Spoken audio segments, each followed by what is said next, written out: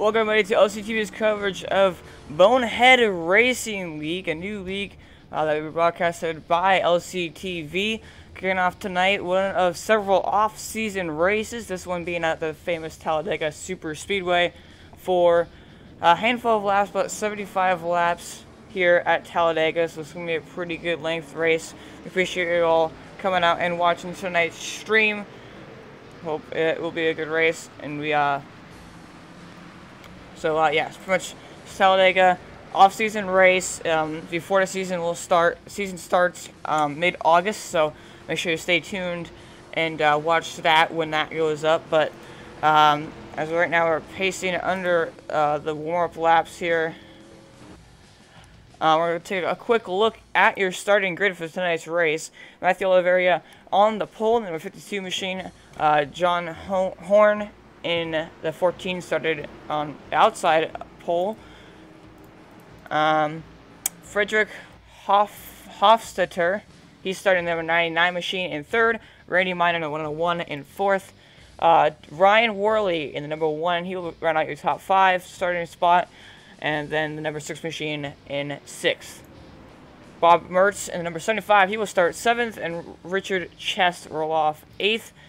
Adam Mitchell, he will roll off 9th. Seth Weber, sorry if I'm pronouncing this wrong, he will start off in 10th. And then Trenton Sneed rounds out your field for tonight's race. So, track weather, or track information. Current track temperature 92 degrees. Located in Talladega, actually Lincoln, Alabama. Weather today is 65 degrees. Wind direction in the north. And clear, so pretty dry and clean race here. Gonna expect to see quite a bit of racing here tonight. So, take the way off of turn 4 here. Pace got ready to make that hard left turn down on the pit lane. Matthew Oliveira will lead the field to the green flag. Pace car turn left turn on pit lane.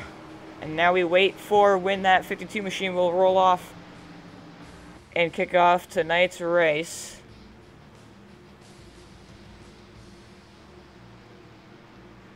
So we continue to roll here. Green flag. Green flag is out. We're on our way here from Talladega. Matthew Oliveira with a great start. 14 of Jay Horn, not such a great start, as looks like some third and fifth right there going below the apron. Probably just kind of losing track of the line right there. Outside lane already has fallen apart. Only 2 cars towards the front here trying to work together to try to keep themselves up here, as it actually looks like the 14's pulling ahead down the back straightaway. Yeah, so the 14, that's John Horn. He's actually going to pull out in front. The question is, does he ditch to 101? Yes, he does. So 14 and John Horn, excuse me, he will pass 52 from help from the 101. And now here comes that outside lane, as they are just flying their way right now.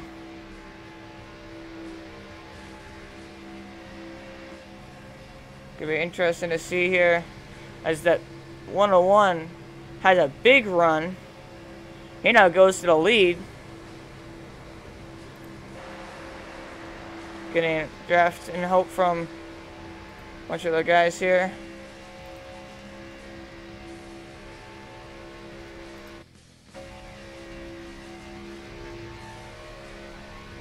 Gotta be careful though at Talladega with the bump drafting. You can bump draft down the straightaways. It will gain you speed, it will gain you time. 2 cars are faster than 1. However, in the corners, it leads to wrecks quite often. So you're going to see a lot of what they call bumper hooking. As Matthew Oliveira being pretty aggressive early here. Jumped up to the right in front of that groove. Everybody kind of being pretty racy here, and it might lead to a wreck. There's always no... as we say that, there is indeed a wreck. The 6 involved, the 1 looks like even the 376 got some damage. So look back at what happened there. And, yeah, I called that out pretty perfectly, didn't I?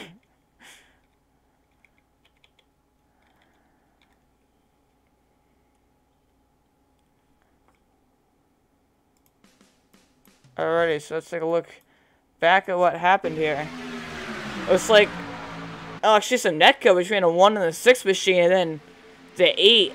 Heavy damage for him. I believe that's the 8. Yes, the 8. Heavy damage for him. That's going to be very tough to recover from. However, there is infinite fast birds, actually. I didn't even notice that. So, easily can make that up. We're going to take a run on board now with the number 6 machine right here. You just kind of see, yeah, just netcode right there. Nobody even touched him. They got right hooks by netcode, and that caused a big wreck to kick off tonight's race. You're going to see probably quite a few of those, especially with no faster pairs. So, first wreck of the night.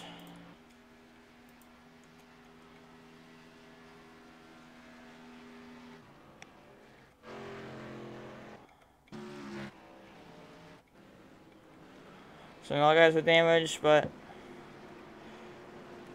so Matthew Oliveira with the race lead currently.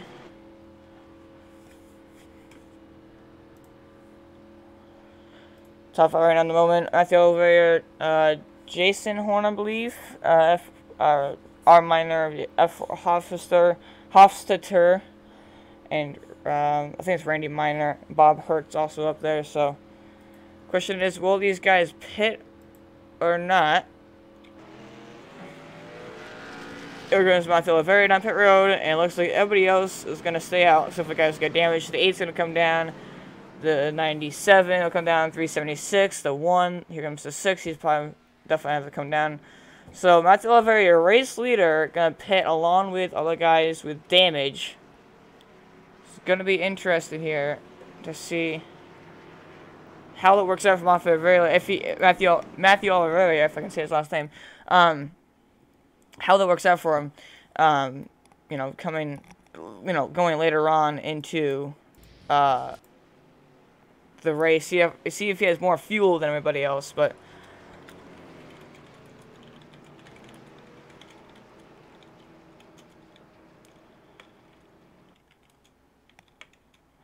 yeah, at this moment we're going to take a quick commercial break, as we're going to be pacing for quite a while longer. So, quick commercial break, but we'll be right back. Don't go away.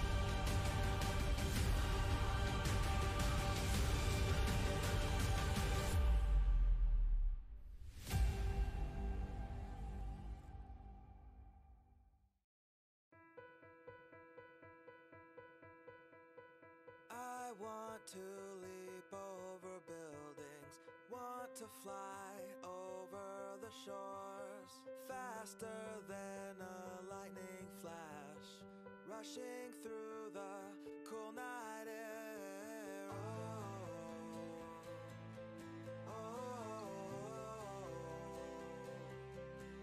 So start ignition, count to zero. I just wanna be a superhero.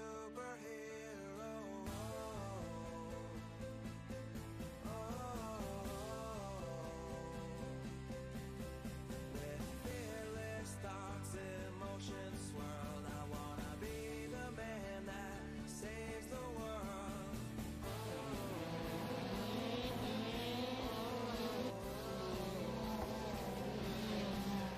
So start ignition, count to zero.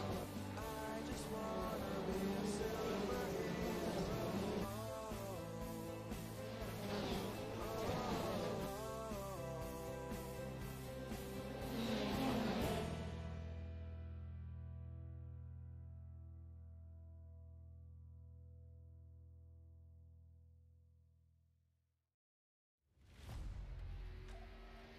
The yellow flag is out. Pit road is now open. Keep your eye on those gauges. We'll give you 4 tyres. 3, 2, 1, now.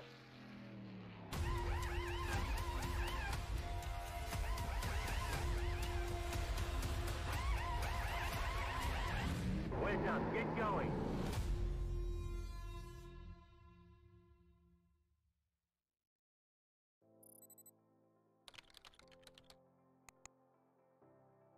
iRacing.com is a sim racing game that combines a true-to-life racing experience with an online community of virtual racers from all over the globe. iRacing offers a multitude of officially licensed cars and tracks, laser scanned with millimeter accuracy. Their car models and mechanical systems are based on real-world physics and engineered in cooperation with manufacturers and race teams.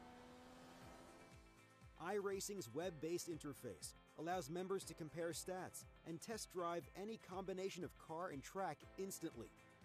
Their skill license system ranges from rookie to pro, ensuring members are always pitted against those with similar skill sets.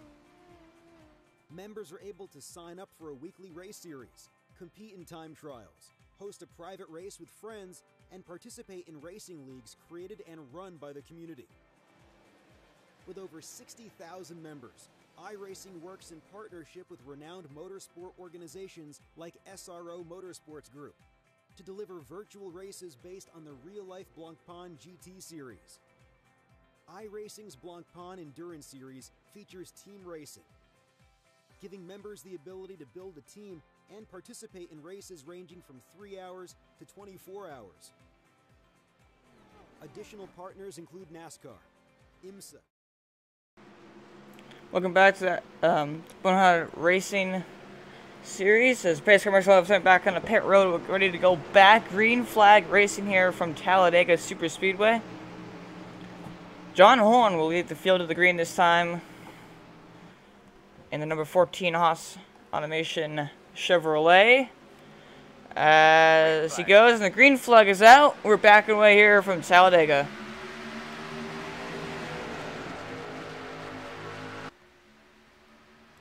Pretty good restart, but the 99 of Frederick Hofster on the outside. Unfortunately, though, he's all by himself up there.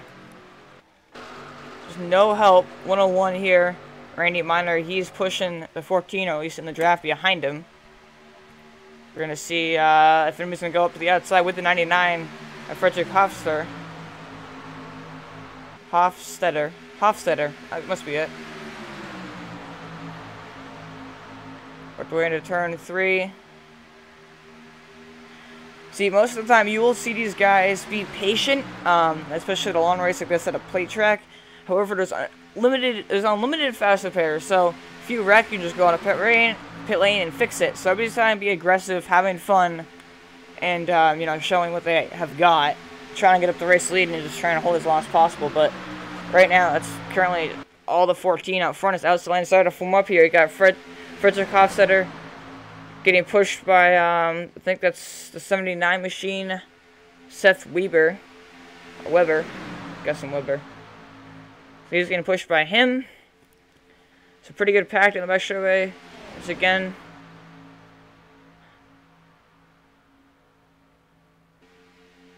We're into turn 3. You see the 101 almost underneath the 14 right there.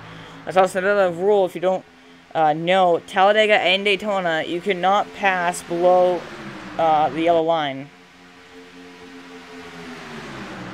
So if you pass below the yellow line, you have to get your position up. Actually, it's a 6 on the 1. Almost making some contact in the back. There were 2 of the guys involved in the last wreck, which was caused by Netco, but there were 2. Matthew Laveria, he gets left home to dry on the outside, 3 wide. So he's going to fall to the back here.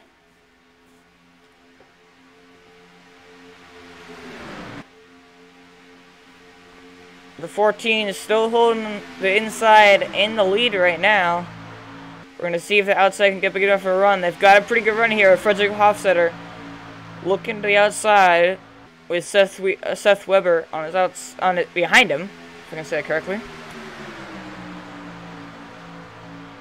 Pretty good action up here as we're coming around to 65 laps to go. Still got a long ways left to go on this one, but got the 8 car blinking just a bit there. John Horn able to lead once again that time. He's already led 9 laps here tonight. Started second, so pretty good run by John Horn, but I'm going to see how much longer he can hold this because this outside has a pretty good run. And I know from racing experience that myself, as the 14 gets turned and it hard into the inside wall. And there's a bigger wreck in front. The 54 goes for a spin. Russell Caney, the 80. Big wrecking again. Mothra Laveria with a bunch of damage. The 8 car with a bunch of damage. Just take a look back at what happened there. It just all of a sudden exploded at once.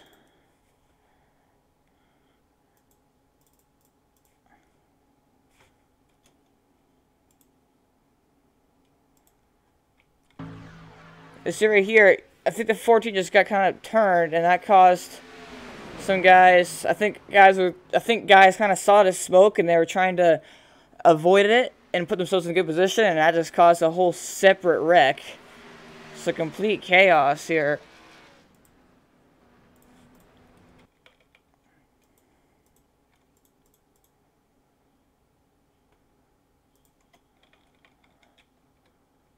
As we're going to run on board here with the 80 machine. Just, yep, there it goes. Bam. Hard on the outside wall.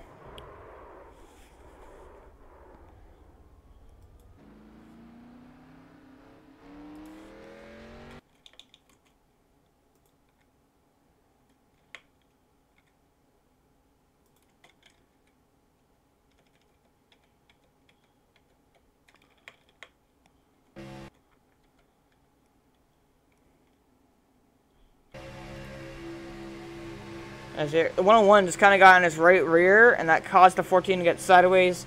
He slipped the racetrack in the side of Frederick Hofstetter, and that caused him to crash. And then there was the bigger wreck behind him. So, definitely a very interesting wreck. So we're going to take a look at it here. So the 101 just gets in the right rear of the 14. That sends him spinning.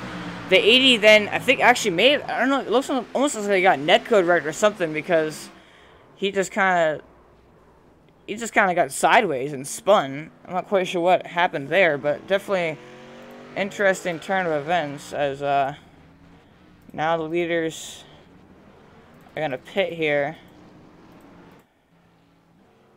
Looks like most of the field stayed out. Some guys did not, as for some reason my thing did not want to work. Okay. So, very interesting one so far here.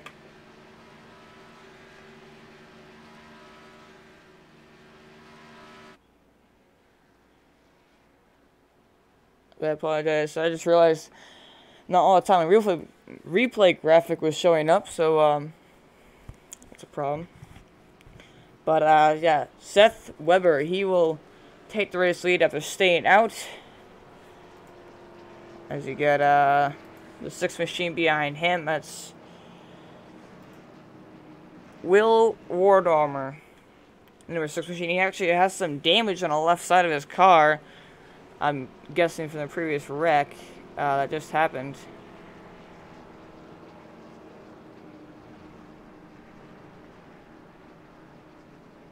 But nothing really severe. Nothing would even hurt him. Ryan Worley also staying out. Frederick Hofstetter, he pitted because he actually got his damage fixed. Bob Mertz, a bunch of guys here. So under the second caution of the night. Still a long ways left to go. We've only had 4 lead changes, so we only had 2 cautions so far. So.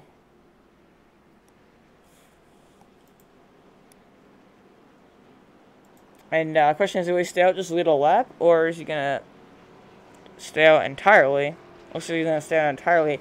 I don't think he pitted last time, so it's kind of interesting seeing this call to stay out. I'm not quite sure how far he can make it on gas at 376 pits, and I'm at the elevator as well. I'm not quite sure how far he can actually make it on gas, so it's going to be really interesting to see, you know, how far these guys will make it on gas when they're not.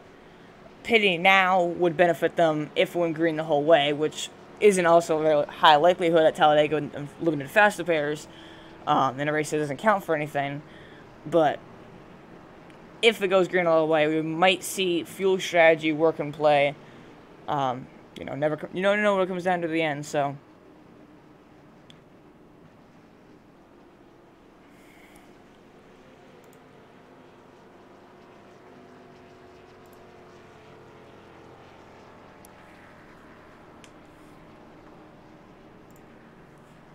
Continue to work on the pacing here.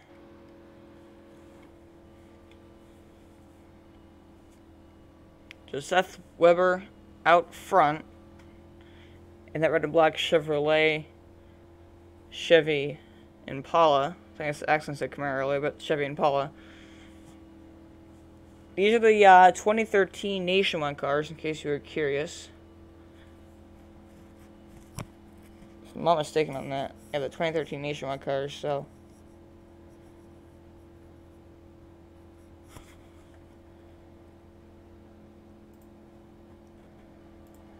So Seth Weber out front still. It's actually a rookie, so rookie out front. 1300 rating.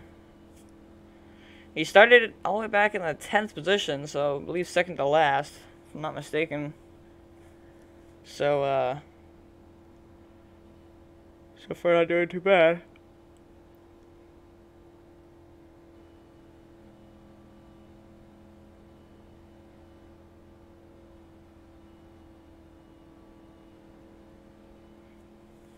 Base car speed here, by the way, is 65 miles an hour at Talladega. It's very interesting why it's 65 miles an hour, considering Daytona is 80 miles an hour.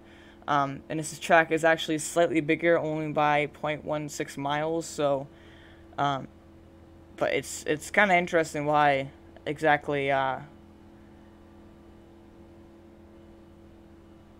this track is. You know, why this track has 65 mile an hour pace speed on everything, whereas Daytona's 80. I'm not quite sure why it's like that, but is what it is, I guess.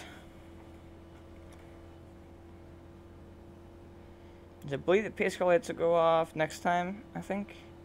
And this time, actually, pace car lights are off this time.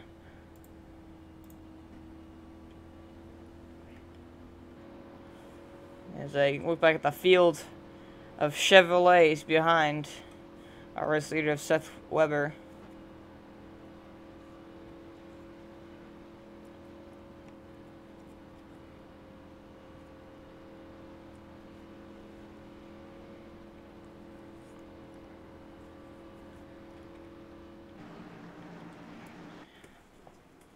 So, looks like we still have a good number of cars still on track. We still have 12 drivers still left in this one, so.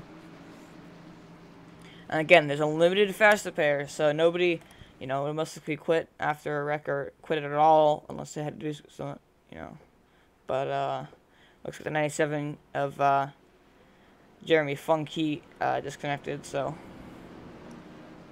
he is gone, but so we're just going to continue to pace into caution here.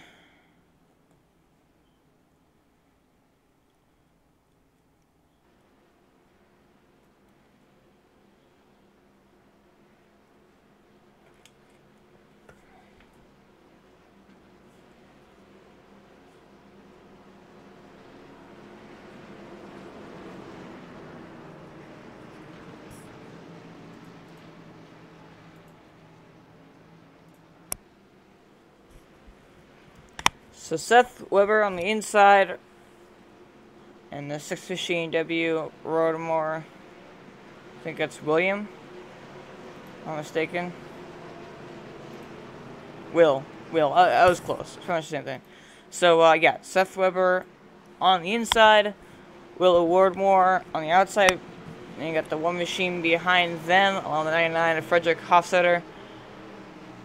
That one machine, Exalta. But right now, 79 out front as the green flag waves. We're backing away here for another 50 more laps, 60 more laps here from Talladega. Seth Weber out front, 8 car has some connection issues. So that one Ryan Worley, he will get a good push to the 79, get him out front. At 6 falls back to 3rd. Bob Mertz down at 75, looking back there in 4th. Frederick, Hofstetter, he's still back there, stuck on the outside. 6th looking, trying to make some moves, cannot quite at this moment. We're going to usually see that outside, it takes about a full lap to get up to speed, and during that time, the outside lane is usually pretty slow, but once we get past about that first lap after a restart, you see the outside kind of form up. As you see the one, actually, he's going to pull to the outside of the 79 machine. Fortunately, though, he has absolutely no help until all the way back a few car lengths at the 99, so he's going to lose that 2nd spot, actually, and he's going to continue to fall back here. So he's going to pick up Frederick Hofstetter until he goes 3 wide on the outside, and the 52 follows him, but it gets in the wall. And he managed to save it. Great save, except I think he did get rear-ended there by the 376 machine. So it's going to do some damage. It's actually the one machine now in the wall. 99 has damage, so these guys racing extremely aggressively this early. As they're going to come out of turn 4 here, Seth Weber able to hold the race lead as of now, but the outside lane is coming. Here comes the 6 of Will Rodemore Armor. He has a run. He's looking to the outside for the race lead. Seth leads that time at the start finish line, but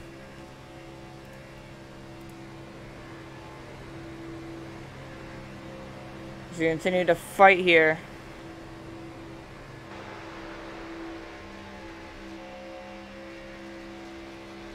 As here comes Bob Mertz. Bob Mertz. Oh, we got cars flipping in the backstretch. 52 Matthew Oliveira, the 101 machine. 54 machine evolved. It looks like a parallel crash to what happened last time with him. 99 looks like he may have gotten some damage. Let's take a look back at what happened there. Pretty crazy wreck. Down the backstretch. The 14, John Horn involved. He was leading much of the race earlier. As we're going to take a look at what happened here.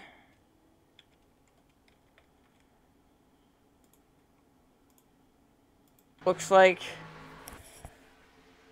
some contact between the 14 and the 101. Matthew Oliveira, trying to avoid the wreck, accidentally turns the 54 machine.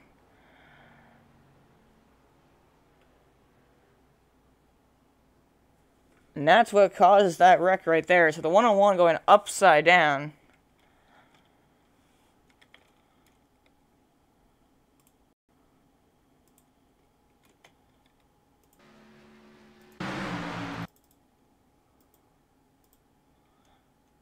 So we're going to take a quick gyro cam with the 101 machine and prepare to be sick.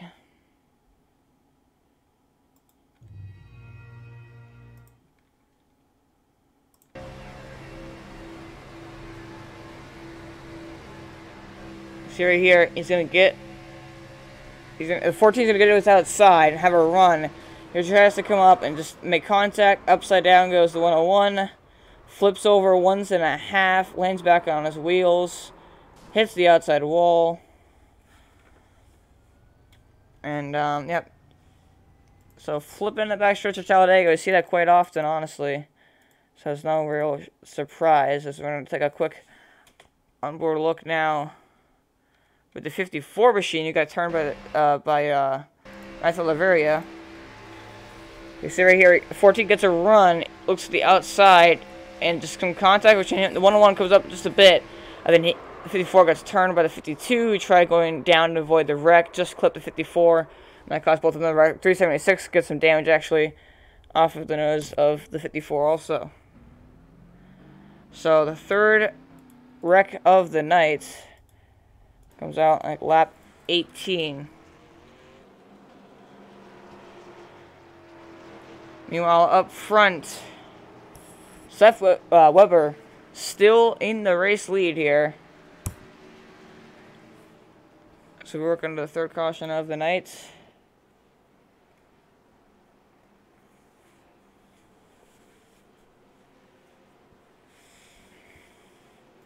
So, Bob Mertz looks like he's up to second. Will Road Armor, he's in third. 8 Machine in fourth. And, so these guys still in their cars fixed, trying to take on a lot of fuel. Okay, maybe looking back at the replay. It's just what I'm guessing, as there's unlimited fast burst, doesn't matter. Yeah, so we're going to take this time to go another quick commercial break, as there's going to be under caution quite some time. Third caution of the night here at Talladega, but still have about 50 laps to go when we go back green, so don't go away. We'll be right back after these messages.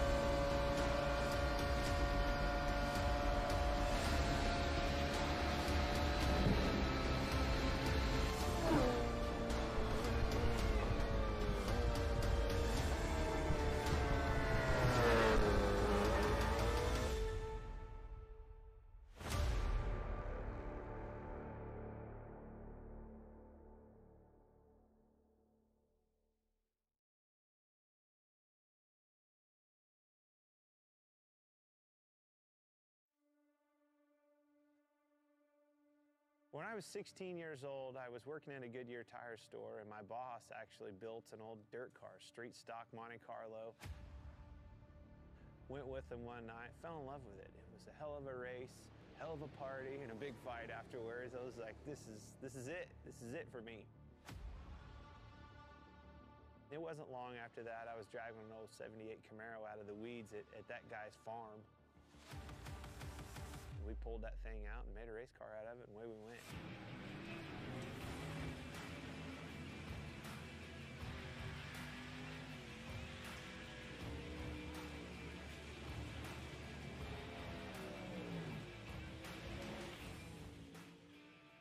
You know, I think a driver has more to do with the equation going back and racing dirt, whether it's a modified, a late model. You can do more with the race car. You know, the harder you drive it, a lot of times, the better it goes. You can crawl up on that wheel and feel like you made the difference at the end of the night.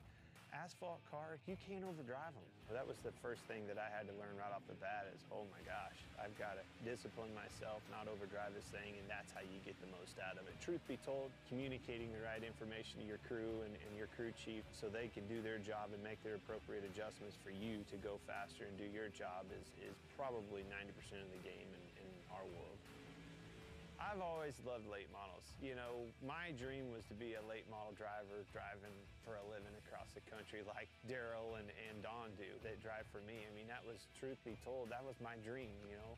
I always wanted a semi. I always wanted a stacker trailer with 2 hot rods in it, and let's go racing. Let's take off with your buddies and go race and chase that dream.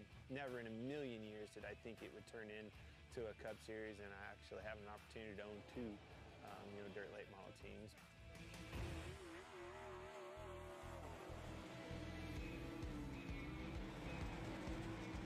When you think of iRacing, you don't think of a video game. It's not. It's way above and beyond any of that.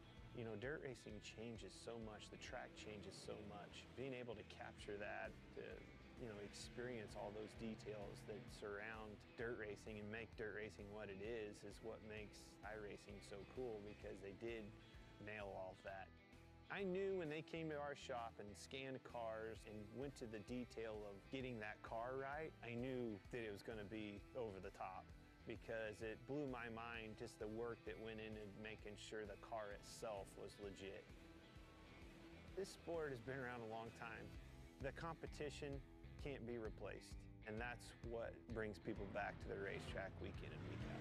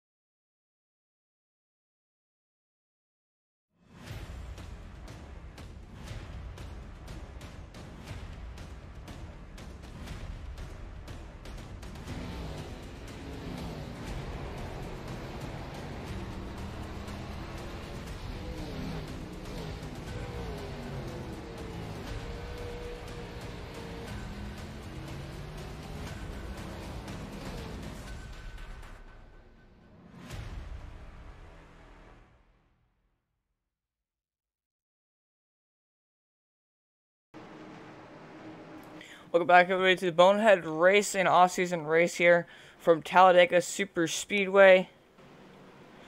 First race of Bonehead Racing on LCTV. There's our off-season race at Talladega. Pace car is off, and the field is again in the hands of Seth Wibber, number 79 machine. He is currently a race leader, as getting ready to come back to the green flag. Green flag is out. We're underway for the 4th time here at Talladega Super Speedway. All them guys that got involved in the last caution, they all got their cars fixed and they're ready to go back racing.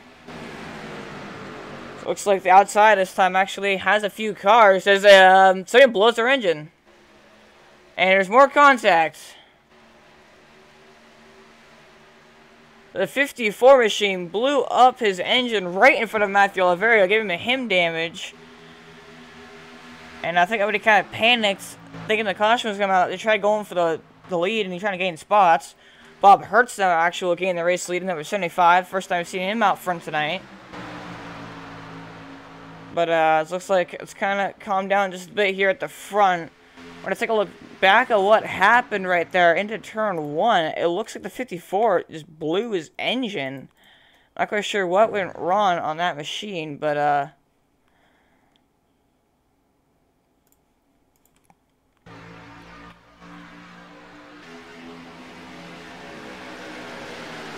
it must have just shifted into the wrong gear or something, because he just immediately downshifted, and then he got it sideways, which usually is a sign that he shifted down into the wrong gear. So that's going to cost him big time, especially as there was no caution whatsoever.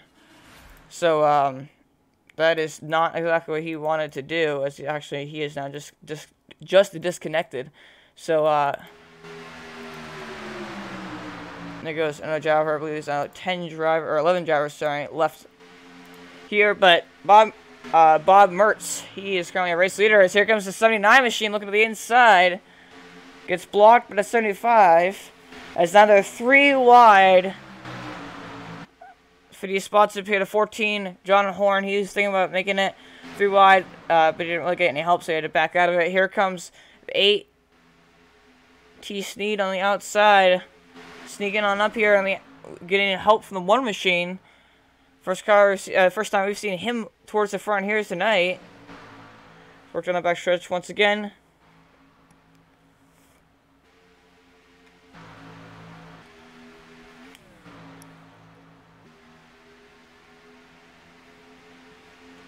So bombers to the inside. 8 car on the outside is getting pretty dicey here. You've got to be careful. We've already seen quite a few big wrecks here tonight, so definitely don't want another one. As this time at the line, Trenton Sneed will lead that lap. First lap that he's led here tonight. Actually, to the back. It's the second lap he's led here tonight. I think he led earlier, actually, when I was in the replay, but nevertheless, now he's out front and working hard on the outside. They finished, as I was about to say, before the first crash actually happened, usually, as the 8 clears the 75 and moves to the inside, usually the inside lane is faster in the corners, but on the exit of the corner and down the straightaways, the outside lane is such a big run. As you're going to see right here, the 1 car getting pushed from the 14. Even though the 75 was right behind this, even though the 75 is, he's going to blink a bit here. Even though the 75 was also right behind the 8, the 14 was pushing the 1, and just that run you get on the outside is such a big help. You get such a big run than if you were just on the inside. Here comes the 8 falling back. Here comes the 1 on the outside.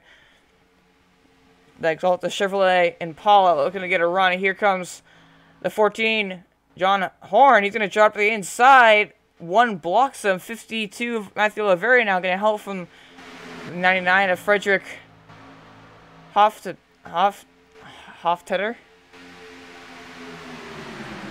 think that's his name. As Hofstetter. So 52 is going to drop low in front of the 79. So the 1 machine, he's going to get the race lead now.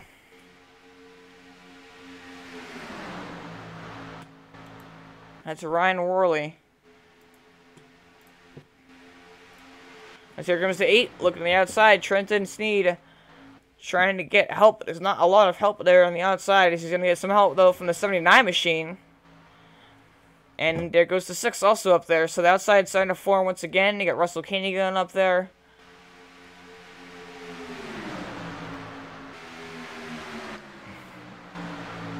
Right now, I got a couple of Haas animation cars. Not quite sure if they're teammates or not. But definitely wouldn't be surprised if they aren't. As the 75 actually is going to go down a bit.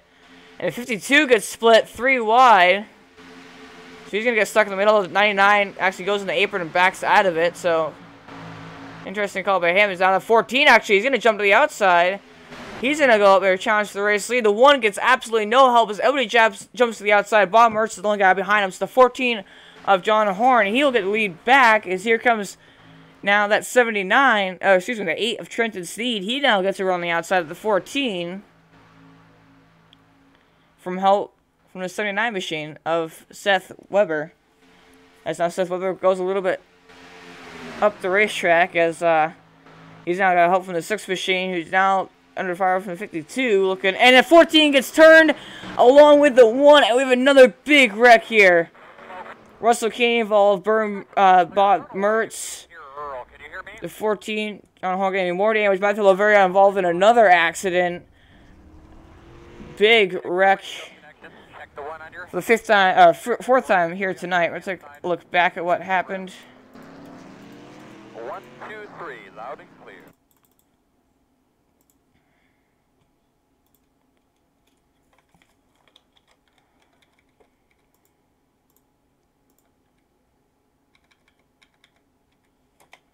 To look back at what happened here.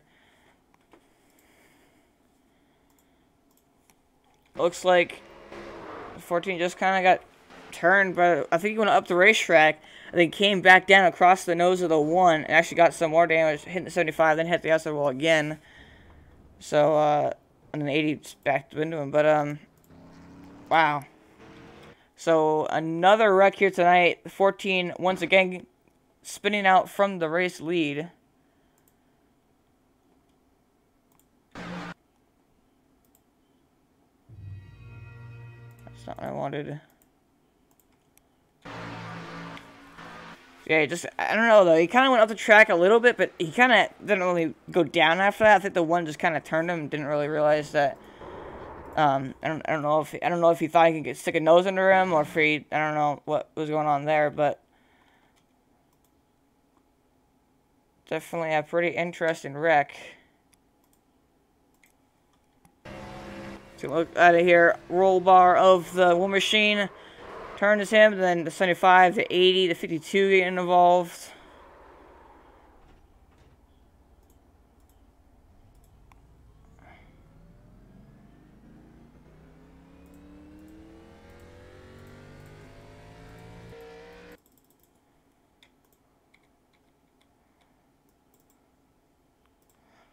And looks like also the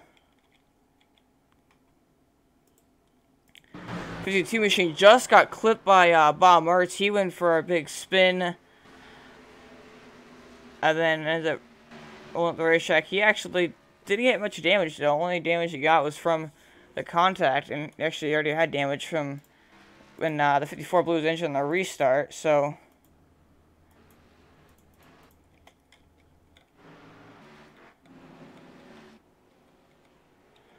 it looks like Seth Weber back out front. Seems like he always managed to get the lead on these starts. So another big wreck. Seth Weber is currently led the most laps here tonight, leading 12 of them. I'm not quite sure how many the 14s led. How many the 14s led? The 14s led 9. So yeah, Seth Weber has led the most laps here, and then number 74 Chevy Impala. So he is out front. Still here.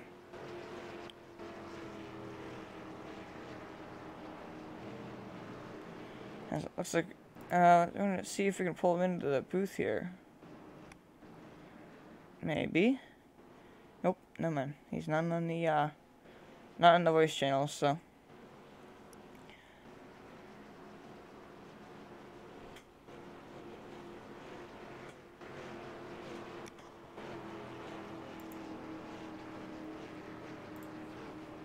But as these cautions in Talladega are super long, as I already explained earlier with the pace car speed, we're gonna go take another quick commercial break, and we're right back. Don't go away.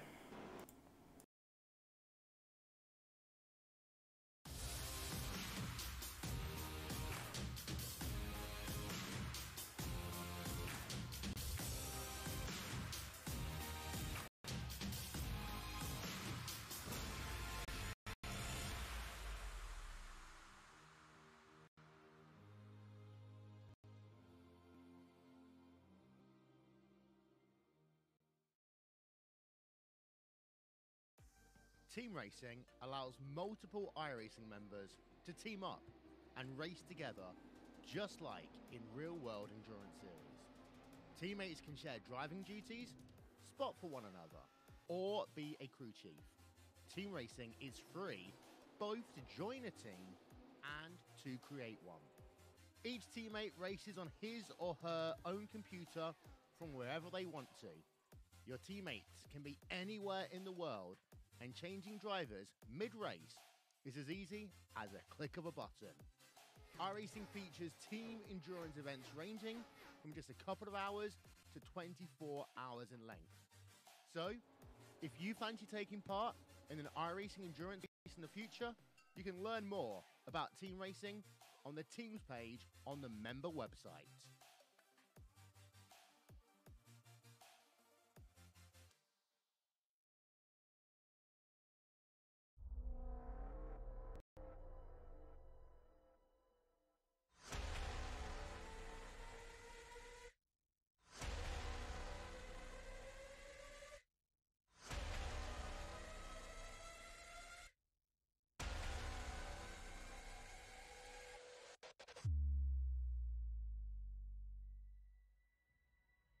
The car behind me is my Chili Bowl midget, the one that I won the Chili Bowl with. And what's interesting about that is it's actually the car that iRacing scanned that's going to be available to all the iRacing members out there.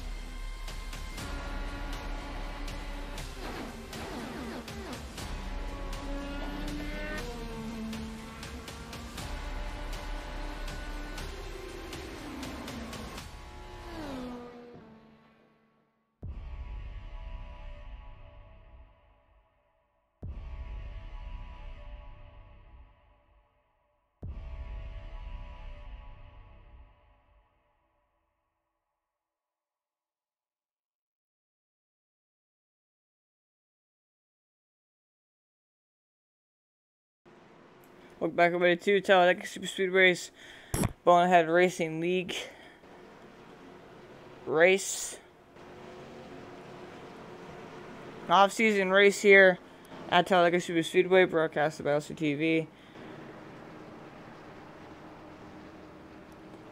First broadcast of Bonehead Racing on LCTV, so we always are happy to have new partners come along. So we just want to thank Russell Caney, the league owner, and Bonehead Racing to come on board and have us stream their races as pace car turned back down on the pit lane. Seth Weber out front once again here. He's already led a handful of laps and he's going to try to see if he can lead some more. But the most important one is that last one. His green flag's back out and we're back on the way here from Talladega.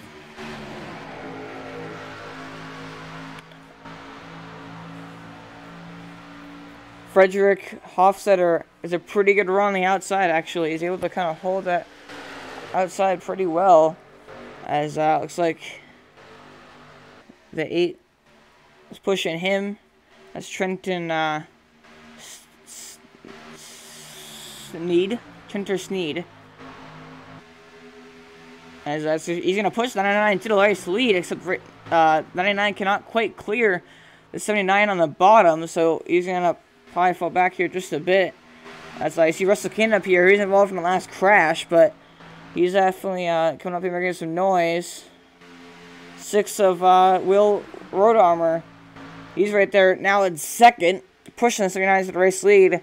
He wants to get clear of this outside lane so he can jump up there. Fortunately, though, he doesn't really have enough room to get up there. As he almost about turned the 79 right there. There's a 101 now looking behind him.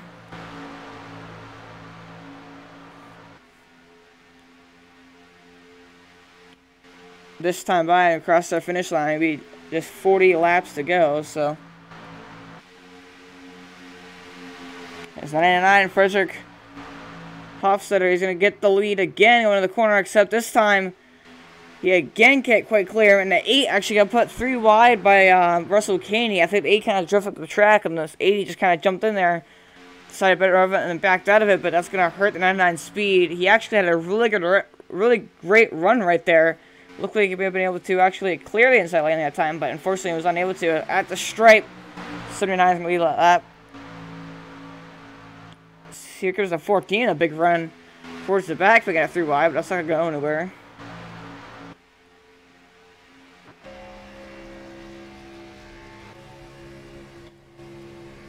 And the 79 is going to get turned. Hard hit into the inside wall. No caution comes out. Single car spin here at Talladega. From the lead, Seth Weber, who dominated much of tonight's race. He's going to go for a spin. Take a look back at what happened there. Looks like to me he just kind of got bumper hooked. That's just what I'm guessing. He just got bumper hooked. As we were riding on board with many guys there. Race leader gets turned, so we'll look back at what happened here. Came out of the corner, and, yep, the 6 just went down, and came back up, clipped his left rear, and hard into the inside wall he goes, so.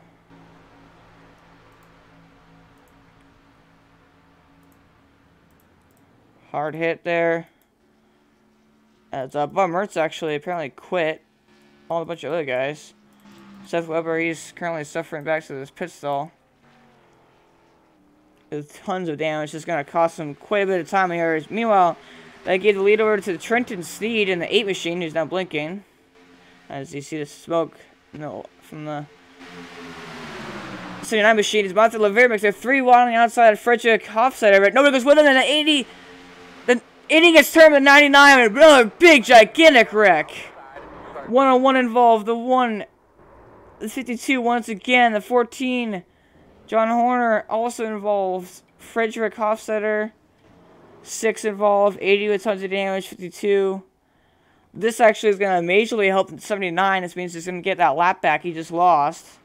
But another big wreck. Seems like every single wreck we've had so far has been a couple cars. It's been pretty much the entire field, all besides that spin we just saw, but a 79. So let's look back at what happened there. We saw it happen live. And, looks like to me just simple miscue in the tri-oval. Looks like the 14 just got into the 99, turned him sideways, got into the 80, and then he got loose, couldn't quite save it, came back down the track, got into the 6, got into the 80, and turned him up the track into the 14, and into the 52, and the 1, and the 101, and, I mean, even the pace car got some damage right there, but, major impact for all these guys. Another big wreck. So, yeah, let's take a look back at what happened as we're going to ride on the roll bar of the 99 machine. So, he just gets turned down the track. Almost looks like he may have saved it, but just couldn't quite. And goes around, hooking the 80 at the racetrack. Had that not happened, it wouldn't have been that big, but 80 went shooting back across the racetrack, and that's what took out the majority of the field right there. As right on board now with the 52 machine, Matthew Oliveria.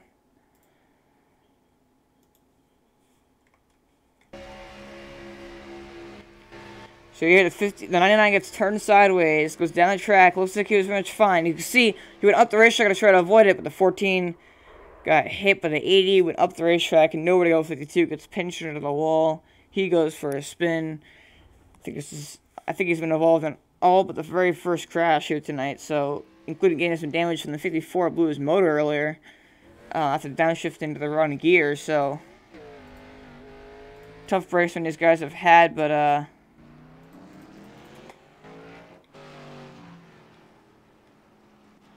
also Seth Weber, no surprise there. He's actually going to be back out front. He's led 17 laps here. He's managed to get out front. It seems like every single time we've had a caution. So pretty interesting. But oh, actually no, I take that back. That's right. He got turned while leading, so he's actually not leading. The leader right now is the 1 machine who actually had to pit. Ryan Worley. He actually is the race leader. He got involved in that crash. I think almost everybody except for the 79 machine actually got involved in that crash. Everybody had to pit for damage. Used a fast repair, which there's unlimited, so it doesn't cost him anything. So he's already led 3 laps here so far tonight.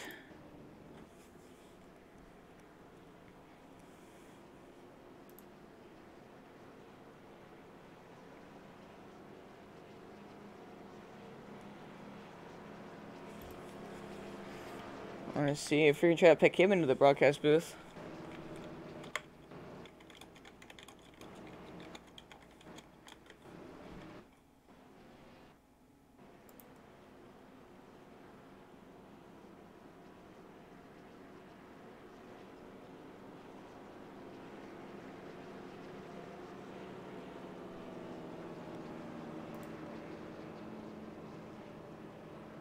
So, yeah, okay, he has agreed. We're gonna bring in Ryan Worley here, if I can say his name properly.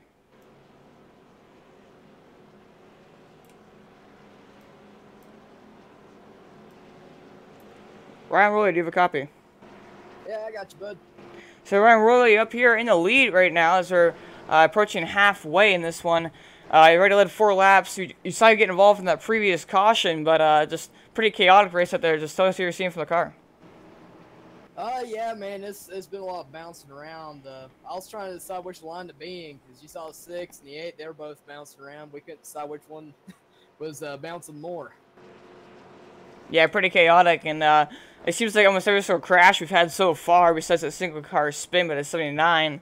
Seems like every crash so far has been taking out pretty much the entire field. So just you know, it's gonna be interesting to get down into the nitty gritty of this one to see who can come out surviving. But any plans you wanna give us as you look forward to trying to win this race? Yeah, I'm gonna probably try to hold this bottom line for a little while. I don't know if the top side's gonna get the speed to pass me or not. I only went for 2 tires, but yeah, I got 4 the last time. But yeah, I figure I gotta wait till about 15 left to really start pushing. That's when we're allowed to go 3 wide. So that's probably when you're gonna see most of the moves. All right, appreciate your time, Ryan, and good luck in the race. Thank you. Alrighty, so that was Ryan Worley, current race leader, number 1 machine. Out front. So you heard it right there, inside. He said just try to hold the inside as long as possible. The outside does get runs, like I said, especially off the corner, but the inside is usually the preferred line here at Talladega. If you want a pass leader, definitely got to go to the outside, but if you're out front, you want to stay on the inside. So the 79, he's going to get his wave around here. Guys led the most laps tonight, got turned by the 6, and so he's going to get his wave around. He's going to get back on the lap, which is good news for him. That caution was perfectly timed because he just went a lap down after getting spun by the 6 there in the back straightaway out of the lead, so it's definitely going to help him. But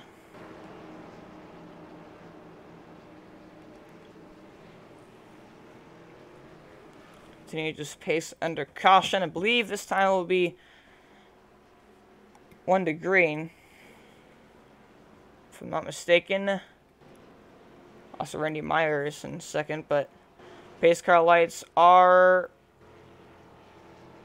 still on. Well, I got e-gear, but cautions take extremely long here, so I'm gonna watch me some All-Star. But yeah, so we have 35 laps left to go on this one, so quite a ways left to go.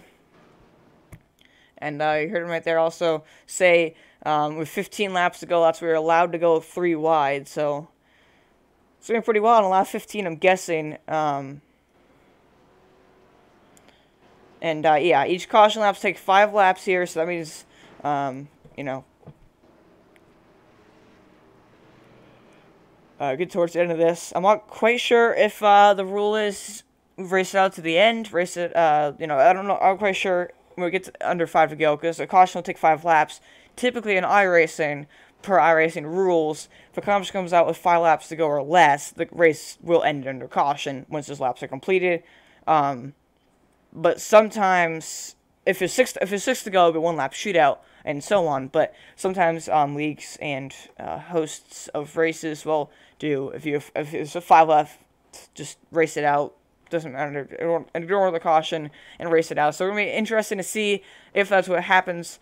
But, yeah. So right now, looks like we still have about a dozen or less drivers left out on track. So still quite a bit of competition out here. Is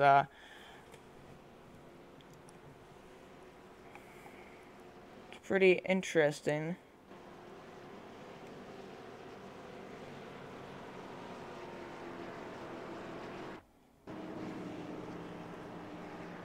That's what we're going to see here tonight, so.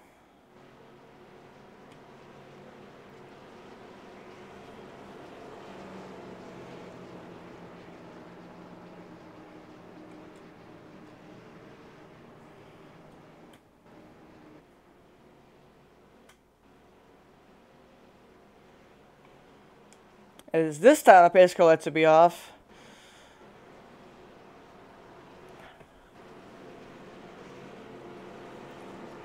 Two years later. Pace lights are off. 79 is going to get his wave around, and Ryan Worley will be out front. He's outside with the 101 of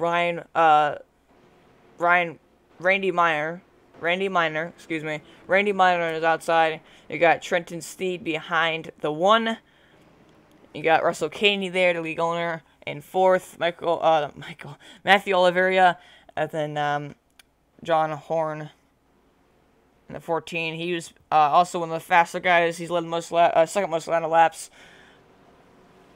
As work down the back straightaway here. Cautions here take such a long time. It's quite tiring, honestly, but and again, we want to appreciate all of you watching tonight's race here tonight. Looks like there's about 6 of you watching tonight, so at the current moment. Appreciate you all watching. If you like this stream, please make sure you hit that like button. And also subscribe for more Bonehead Racing along with other leagues. Action Motorsports Xfinity Series is tomorrow night, so make sure you stay tuned for that at Bristol Motor Speedway.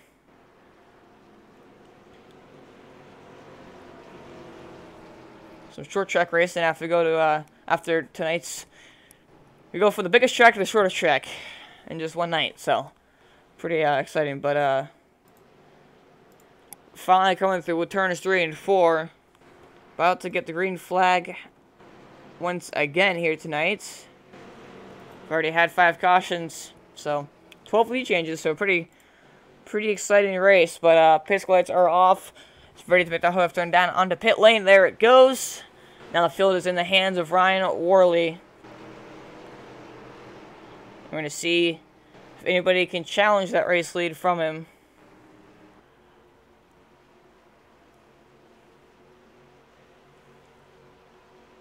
As the green flag is out. We're green flag racing here once again. Great restart, but the 1 of 1 of Randy Minor. Not sure if he jumped the starter or not, but he got ahead. Unfortunately, no, he has absolutely no drafting help from behind. Not until you go all the way back to the 80 of Russell Caney. Michael, as Trenton Sneed, he's actually up to 2nd. Matthew Oliveira now into 3rd. Looking to the outside, it looks like he actually made a pretty good timing move right there as the 101's going to push him. So now he's going to try to get a run. The 8 blinked just a bit there out of 2nd. As the 99 going down onto the yellow line. Let's get the 52, getting a push from the 1 on the outside. The 1, the 8, the 99 all lined up on the inside. As John Horn is actually going to go down to the top of the bottom. So looks like the outside now is kind of fading. It was a pretty good time move, but unfortunately he just didn't get the help he needed. As 99 now, Frederick Host, still can't say it correctly. 99's gonna pull to the outside of Frederick Hofstetter. I'm stuttering that one. He didn't pull the outside. Unfortunately, he's gonna fall back. So down to 6 pulls into 3rd. Let's see if he makes a move here.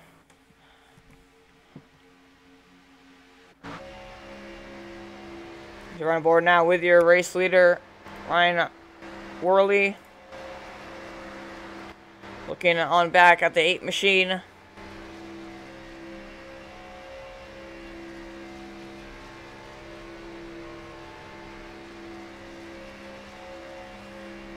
Okay, so next time by the start finish line, it'll officially be 30 laps to go, so.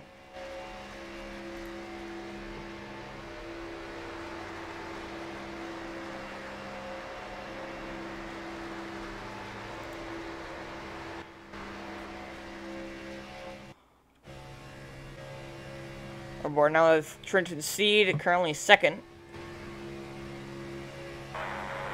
And there's another caution. Got you loud and clear. I don't know why you can't hear Earl. Can you hear me? This time it was out for Call that caution. the 14, John Horn, and the 101 of Randy Minor involved 2-car crash, probably the smallest crash we've seen that actually caused a caution here tonight, so. On your headrest. 1, 2, 3. Loud and clear.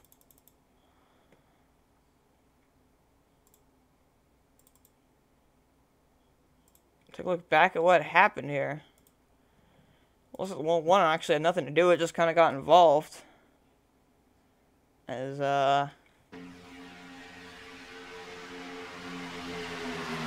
14, oh, it made some contact from the 79 machine. He goes for a spin.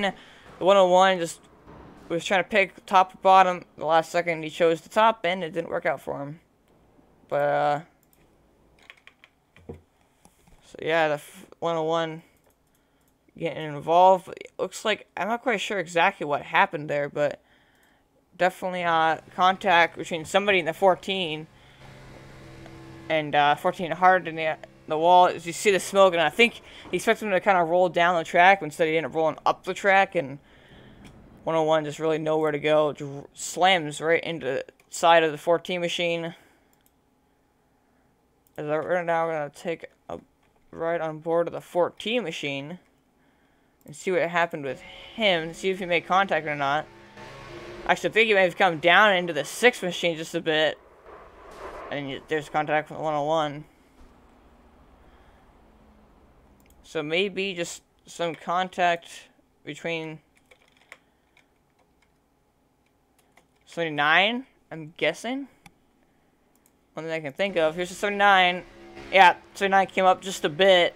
They were really close, and the 79 just came up a bit, and that's what caused that to happen. So tough break for John Horn once again here, but he will continue on. So as it looks like Trenton Sneed, oh, excuse me, Ryan Worley will continue to hold the race lead.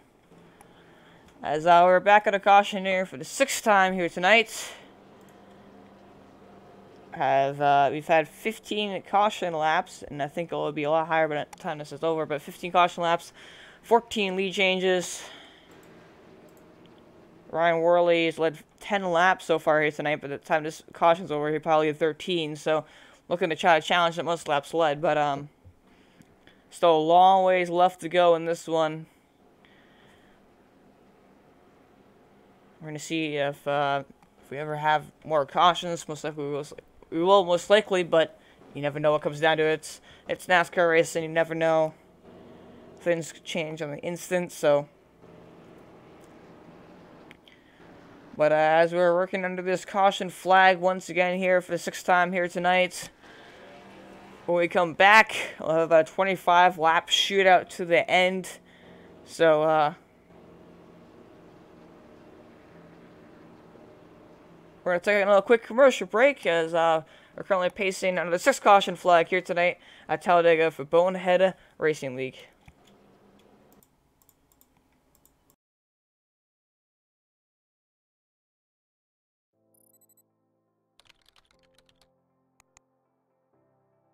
iRacing.com is a sim racing game that combines a true-to-life racing experience with an online community of virtual racers from all over the globe.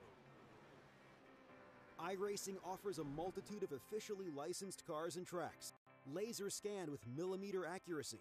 Their car models and mechanical systems are based on real-world physics and engineered in cooperation with manufacturers and race teams.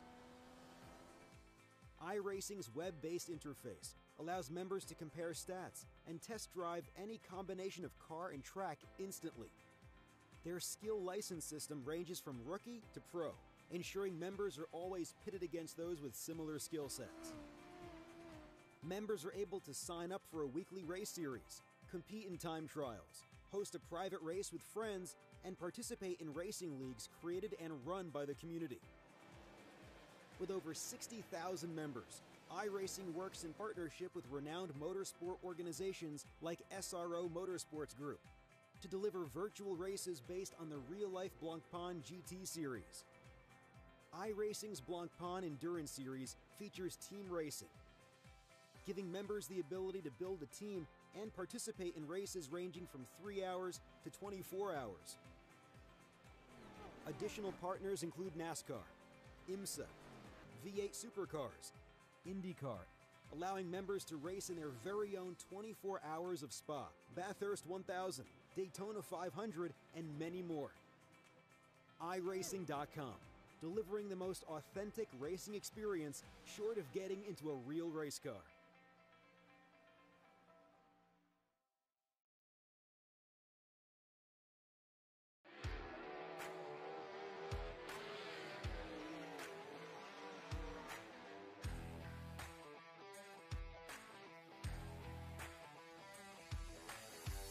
I actually, really enjoy dirt racing. Feels good to get in the car, and we have, great cars and engines and things at KKR, so it's nice to drive a fast sprint car.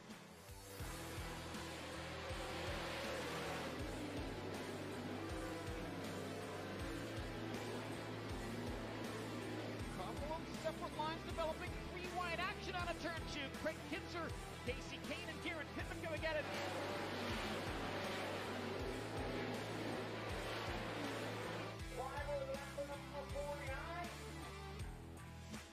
I think the differences between, NASCAR and the sprint races on dirt is just a much different mindset. The way you drive your cars, the setup, the feel you're looking for. I think one of the hardest things to tell as a fan is when you're watching a race, whether it's a NASCAR race, a dirt race, is just what's really going on in the car. With iRacing, you can get the way that the track's changing, which they've done a great job in how the track changes throughout the night or throughout the race, just to try to capture it and let the fans play it and realize, like, man, there's actually a lot going on, and you can't always see that when you watch a race. So I think it's pretty neat. It's, enjoyable for me, but at the end of the day, it's actually much of a simulation, and there's a lot of ways that you can learn from that. And, early on, it was neat to look at the Cup tracks that I was going to, places that I had never been. So I think it kind of gives you a head start leading into a weekend. It's pretty real life, and that's pretty neat.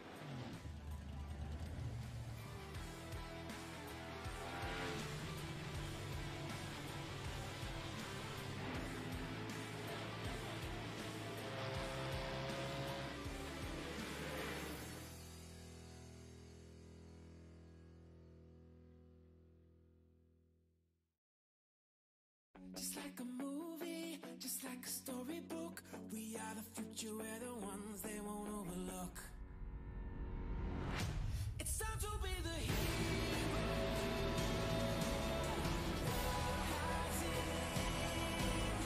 Like you've never seen, like you've never seen. Looking for a hero.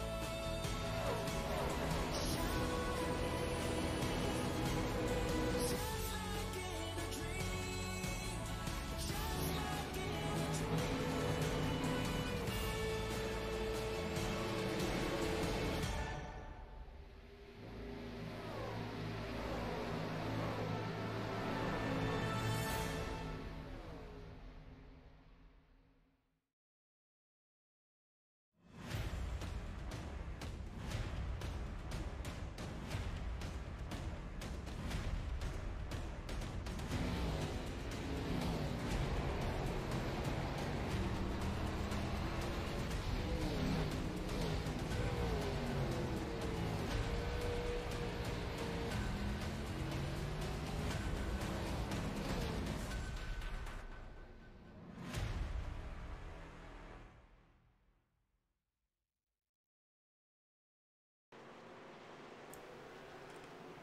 Back live here now from Talladega Super Speedway. For some reason, single file restart, but we'll go with it. So Ryan Worley, he is out front. And he'll lead the field back to green as Trenton Steen, he's in second. Will Road Armor, third. Big gap back to the 79 machine. As I believe the 101 did got quite a few of his laps back, so he's still racing. It's officially 9 cars still on track and racing.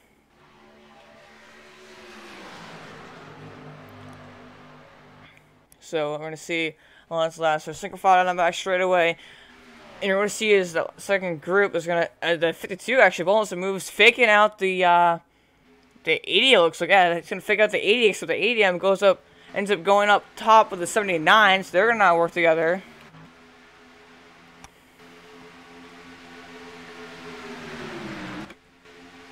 So the one, Ryan Worley, still up front here. He's got the 8 of Trenton Sneed on his bumper.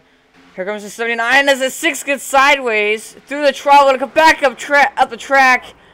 Hits the 101 to the 52 for a spin. And 99 hits the wall hard. 14 gets some damage. She's also gonna go sliding. And for the 7th time here tonight, we're gonna have yet another caution. Take a look back at what happened on this one now. As actually, Road Armor was just removed from the server, so the 6th machine is parked. The 6th machine has been kicked from the race, as it looks like he just lost it on his own. Actually, it wasn't even in contact or anything. He just decided to swerve back and forth and pretty much took out the entire field. So yeah, you show here, yeah, 6 just all on his own. And then he comes back up the racetrack. Turns 52, turns 101, gets the 99 involved, the 14 went for a bit of a slide, a little lightly into the inside wall. It goes, the 52 machine of Matthew Oliveira, but definitely a tough one to swallow there and taken out intentionally. I mean, the 6 just had no attempt whatsoever of trying to save that or anything. He just decided to take everybody out, so that's going to cause another caution here tonight. Seems like that won't end, but yep, definitely a strange one, and yeah, 14 just got clipped, actually, barely missed the front, getting the front damage. 99 took a hard hit right there.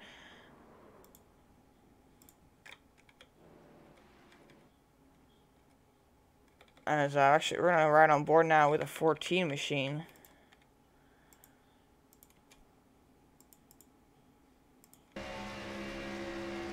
Just, there you go. And look how close that was right there. Actually, did get a little bit of damage, looks like. And then he ended up going for a spin. And, ended up sliding.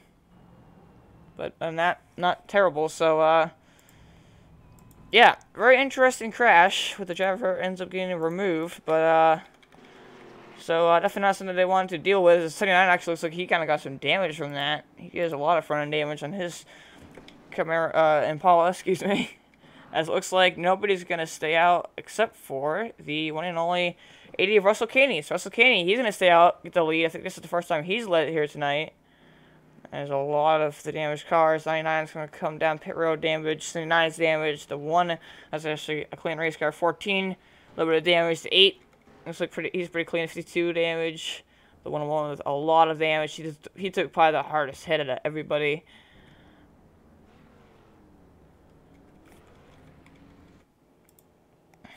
We're going to see here. 52 is going to roll off pit road. Looks like he's going to roll off in second. Trenton Sneed. Ryan Worley. 79 machine there. So, yeah. Looks like Matthew Oliveira, he's going to roll out second. Trenton Sneed third. Ryan Worley fourth. Seth Weber in fifth. John Horn in sixth. Yeah, so that's all kind of changing now, but anyhow, 80 of Russell Caney out front for the first time here tonight, leading his first lap in the War Thunder, if I can say it correctly, War Thunder Chevy Impala. But Matthew Oliveira has been involved in, I think, all but one of the of the crashes here tonight, and including getting damage from a guy 54 blew his engine. So he's definitely had a he's definitely been in a back net, it seems like, to attract most of the wrecks, but we're gonna see here now how who's gonna make the first big move that kind of changes everything. As if we're gonna have about 20-ish laps left to go when we go back green, and like Ryan mentioned, with 15 to go, that's when you're allowed to go 3 wide. So we're gonna see what happens. When that happens, we'll see another couple of gigantic wrecks like we've seen much of tonight, or what. So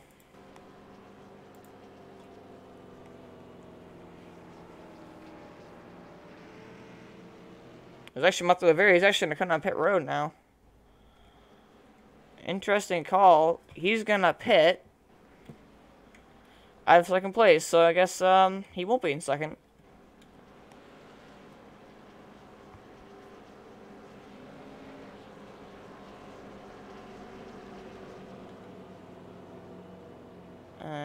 Space car lights is still on, so we're gonna have another lap out of caution as expected. I think this I think next time by will be the one to go, one to green. There's 101 getting his lap back, so I think everybody on track right now is gonna get all their laps back. I think the 99 now of Hofstetter, he's still sitting in his pit stall with a lot of damage. He actually, oh yeah, but he's got it fixed. I think he might actually be getting towed. That's why he's sitting in his pit stall. So he's getting towed. He's going to go a couple laps down, actually. He's 2 laps down to sit in 8th place right now. So 8 cars left on track, but only 7 on the lead lap. That's all very also on off pit road. So Rainy Miner, the last car on the lead lap. Now 101, you see him getting his lap back. Russell Caney out front of that red and black War Thunder Chevy Impala. So still a ways left to go in this one. Gonna be interesting to see how long some of these guys can how long these guys will hold back, how much patience they have with the limited fast spares. What we've seen so far tonight doesn't seem like it's gonna be very much, but certainly gonna be interesting. So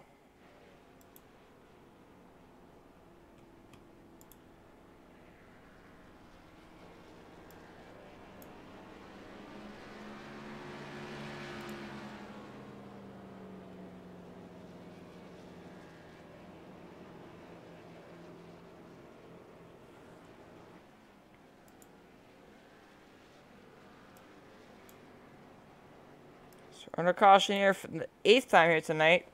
Or, excuse me, the 7th time here tonight. I thought it was the 8th, but I guess it's just the 7th. 16 lead changes so far. Completing 44 laps. We've had 21 caution laps, so not bad caution lap ratio to green flag lap ratio, though. Less than half, so it's not terrible. I have 7 cautions, so we could, in total theory, have 11 cautions by this point, so 7 cautions is not bad.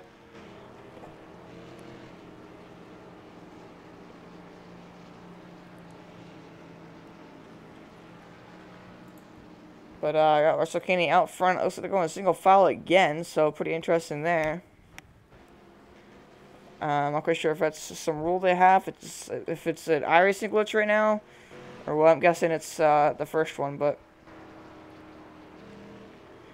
so yeah, Russell Caney are here out front.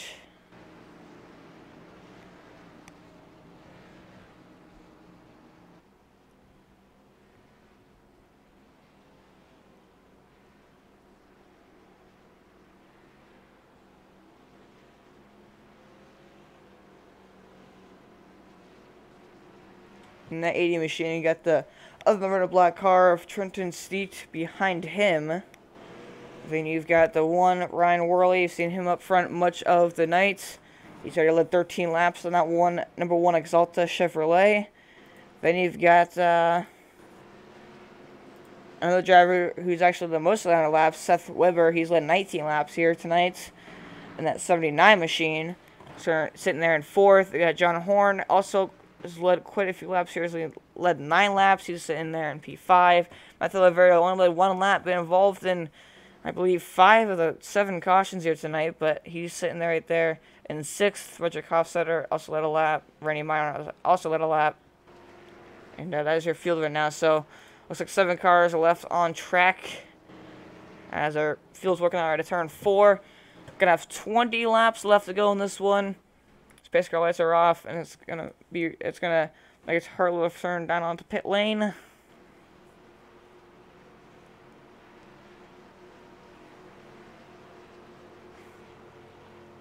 And there it goes. So, pace car pulls off.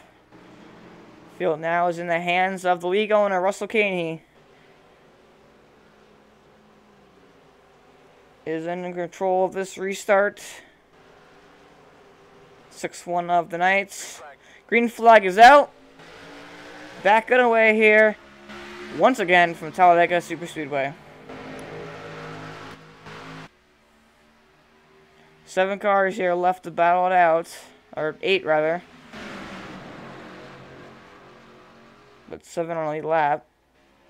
As Matthew Oliveira already gaining some spots. He's pitted in again, trying to maybe see if he can make it to the end on fuel or something along those lines. There's actually the one's going to pull out in front of him. 52 tries to make a move on him, ends up getting blocked. Now the 79 machine looks to the inside to them. The 14's right behind the 52. All the rear bumpers. Gotta be careful not to bumper hook them though. So they're all really tight on the outside. It's not exactly a very safe thing to do. As AD Russell Caney holds the race lead, but here comes one of Ryan Worley to the outside. At the stripe, it's going to be Russell Caney. As he's getting turned just a bit from the 8. 8's got to let off just a bit, make sure he doesn't bumper hook him. Key to bump draft in a plate tracks is can't bump the corners, and you got to hold your line as straight as possible.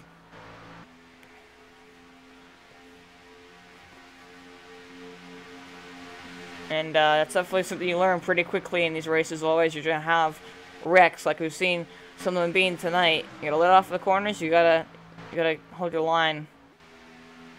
Like pretty good experience from that racing in Super Speedway Cup for a little while. So,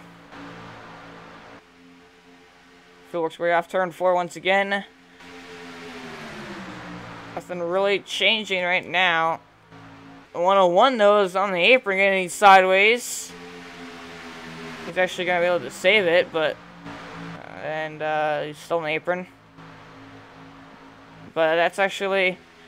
Because he fell to 3rd, that's actually going to allow the 1 to get to the outside of the 80 once again here for the race league. And help the 52 of Matthew Oliveira. So got 3 cars versus 2 here. 8 in the 80 holding their ground on the inside at this time, but... I want to see how long that lasts, as 52 almost getting in the back. Oh, and then they go to 52, around into the 8. 8 goes up the track, into the 14. And the 52 upside down, lands on his wheels. It's getting turned from the 14 machine. Once again, Matthew Oliveira having tough luck here tonight, getting involved once another crash, but we're going to take a look back again what happened there. The 14 just bumper hooked him. Just by watching that replay, just by watching that, what happened there. So, look back at what happened here. Is we're gonna on the 8th caution of the night. I think the 14 went down the track, came back up the track, hit the left rear of the 52, turned the 52 down the track, got into the 101, got quite a bit of damage, but the 52 barrel rolling in turn 4 at Talladega.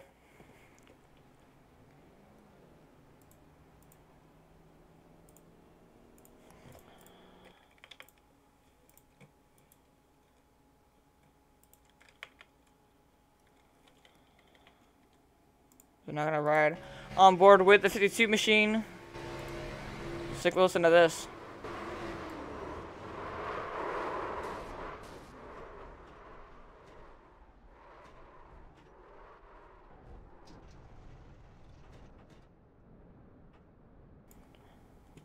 Heavy impact for the 52 with a wild ride here at Talladega. We're going to see if we can count how many times exactly he flipped here. So just getting turned by the not the 8, 14, get turned down into the 8. So here the 14 just goes up, down, and then comes back up, clips left for the 52, turns him down the track, and see he's trying to do everything he can to save it, but unfortunately it's too far sideways. The 8 goes up the racetrack. 99 and the 14 actually kind of lagged through, and the 52 slides backwards to 101. Nowhere to go. Gets it into the side of the 52. The 52 then hits the 8, and that's what causes him to start tumbling. He's going to roll up for ones here.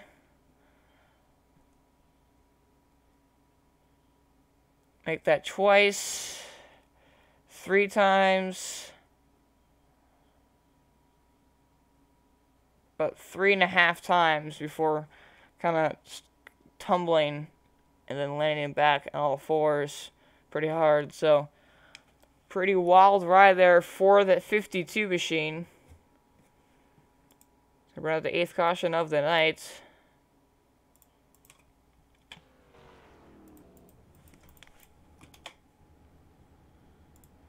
Yeah, you see Matthew Oliveira sitting in the pits getting his damage fixed and tires changed, and obviously putting fuel in the car. So, wild ride there for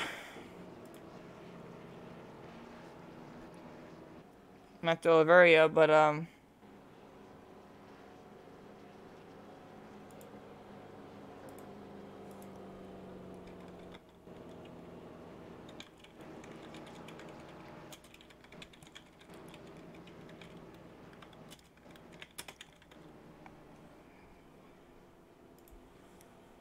Russell Caney now out front in 8 laps so far here tonight.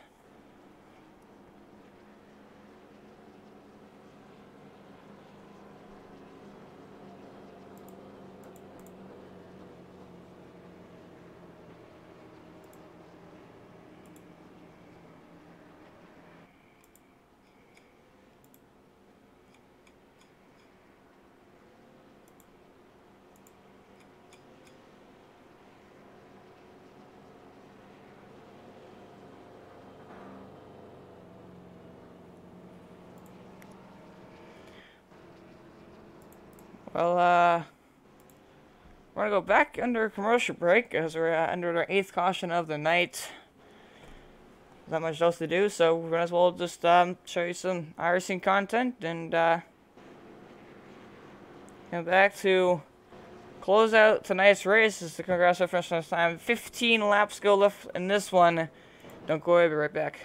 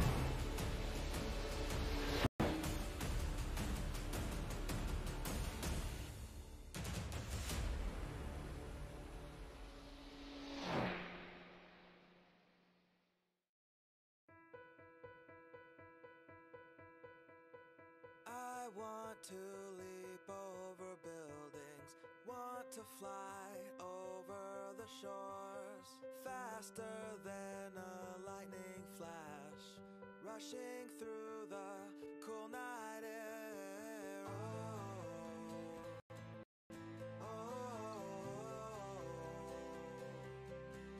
So start ignition, count to 0. I just wanna be a superhero.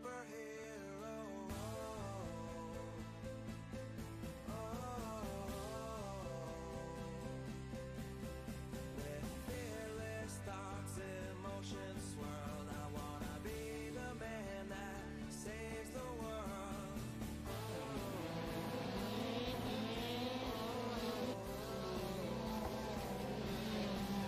So start ignition, count to 0. I just wanna be a superhero.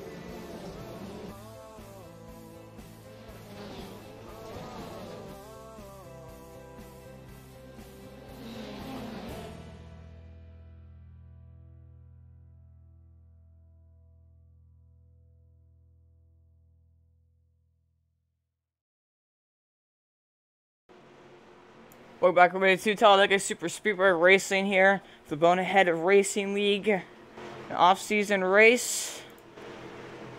That doesn't mean it's going to be an exciting finish here, as we're going to have just 13 laps left to go. When we go back to the green flag, it means officially we can now go free wide legally per league rules. So Russell Caney will lead the field to the green flag, and they push for the 39. And on the outside of them is Ryan Worley in the number 4 machine.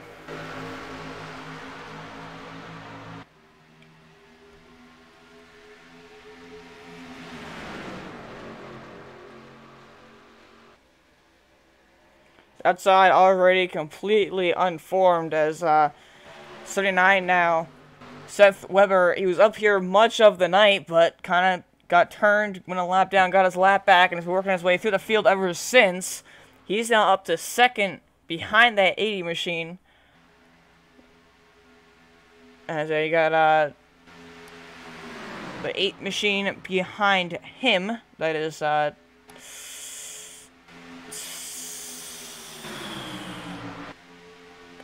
is the Tanner Sneed, Trenton Sneed, I think, something like that. I feel like variable. He's gonna jump from the inside up to the outside of the 4th place. Getting help now from the 1 of Ryan Worley and also the 14. The 14 is gonna go up top. Not quite sure why he made that move. If it was maybe just to try to avoid getting involved in a wreck, but it didn't really help them as he's absolutely no help. But now the outside is a pretty good run down the back straightaway. There you go. Matthew LaVere now side by side with the race leader to go into turn 3, and he's gonna get turned by the 1, and there goes the entire field once again. How are you doing, bud?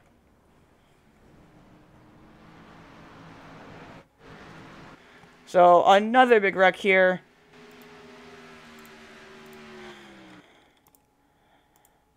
As that was just a bumper hook, it looked like, from the 1 onto the 52. Let's take a look what happened here.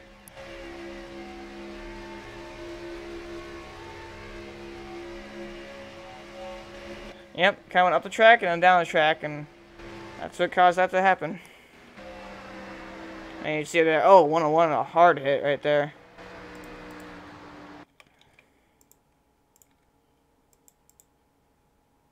I'm going to take a look from up above here in the chopper cam.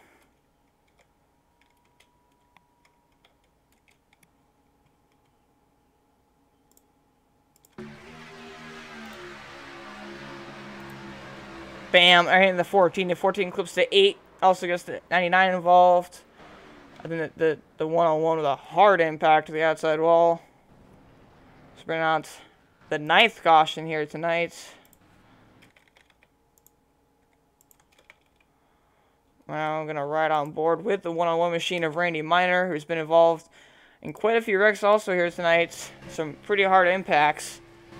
So right here, 52 gets bumper hooked by the 1. Down the track he goes. Just barely gets into the 52. Barely misses the 8, but then just goes down the grass, overcorrects just a bit. Goes up and hits that outside retaining wall pretty hard. So wild ride now for that machine, NASCAR Hall of Fame Chevy.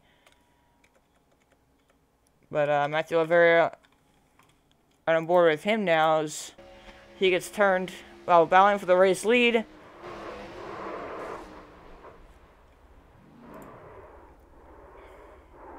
And there it is right there. So Matthew Oliveira involved in yet another wreck, it seems like, for him. As currently pit stops are actually happening. And it looks like the race off pit road will go to 99. Hofstetter. If I can say his name. He will get out off pit road first. So Russell Kennedy will stay out. Seth Weber will stay out. Ryan Worley will stay out. 101 is still a lap down. That's Randy Minor. He has tons of damage in that wall. The 14, John Horn, he will come out in 5th. Trenton Sneed also come out there. 52 sits in his pit stall. I'm guessing looking at the replay, but Russell Kennedy is still out front. We have just 10 laps left to go.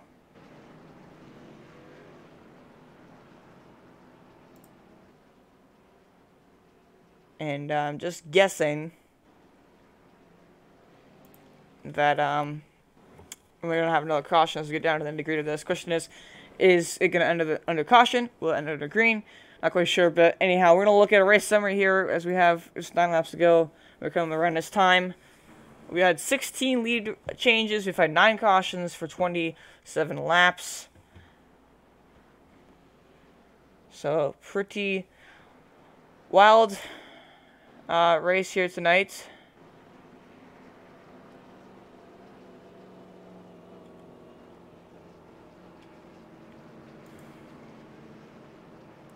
There's 1-1 going on pit road to fix his damage, which he had quite a bit of.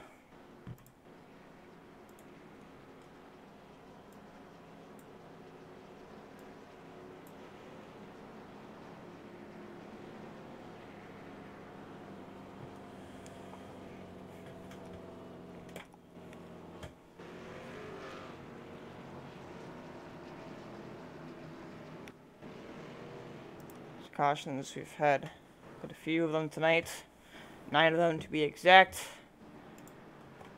Track weather here currently still 65 degrees, so pretty cold, but not super cold, but also really nice out. So this track is 2.66 miles, 92-degree track temperature. There's the 80 machine still out front here.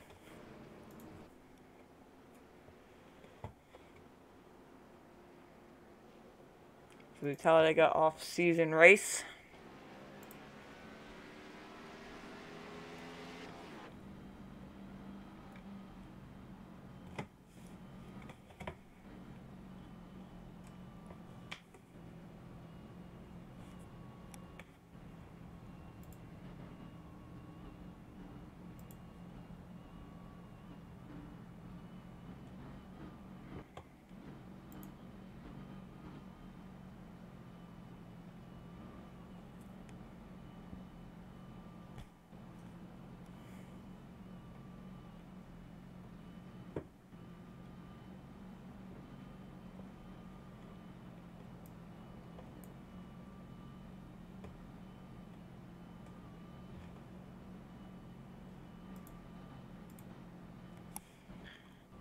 So, still on the caution flag here. At Talladega for the off-season race. Bonehead Racing. Okay, in Lincoln, Alabama, this 2.66 super speedway.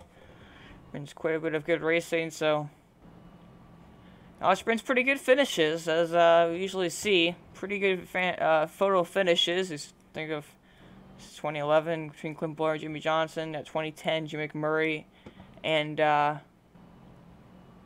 Kevin Harvick, 2011. You also had Clint Bowyer and Jeff Burton. That's just the NASCAR Cup Series in recent years, so hopefully we're going to have a pretty good, exciting, fantastic photo finish here tonight. Definitely will be a long wait for it, as this race is now going on to 2 hours, so been pretty wild one here tonight. A lot of wrecks, but that's just Talladega racing for you.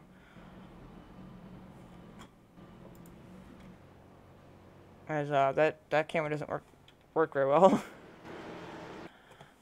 But you got 80 of Russell Kane on the inside, Seth Webber on the outside, and you still got, looks like 8 cars left.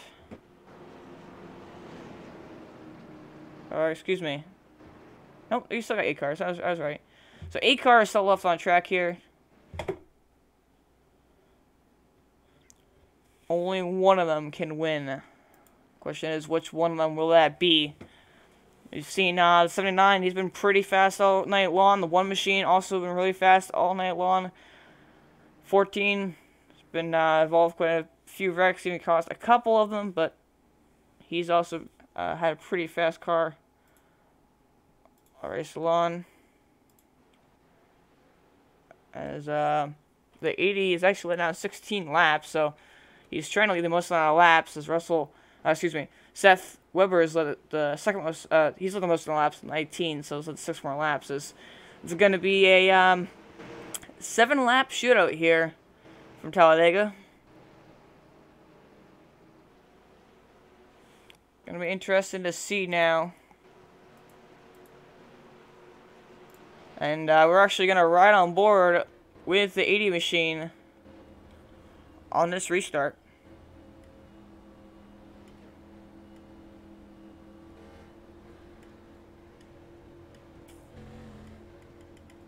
His car is off.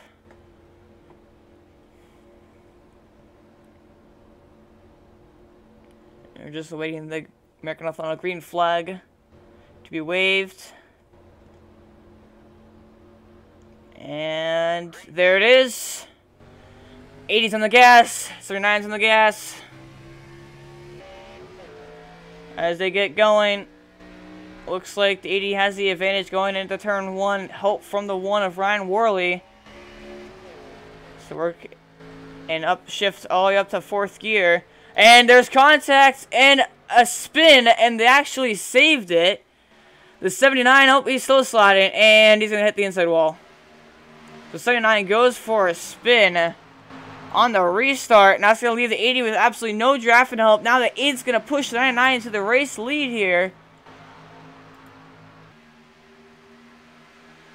So move the 99 now to the front.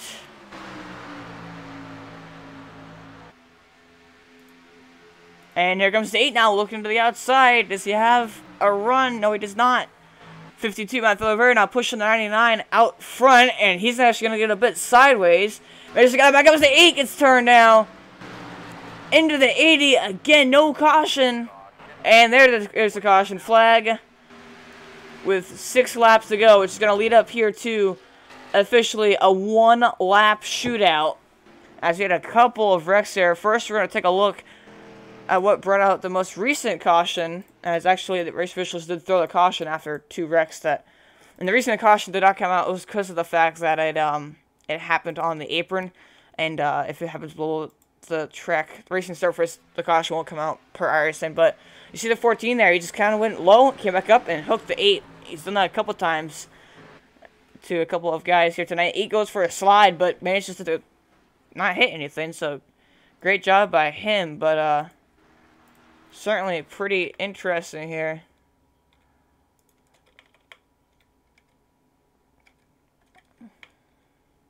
You've seen the 14 do that quite a few times here tonight.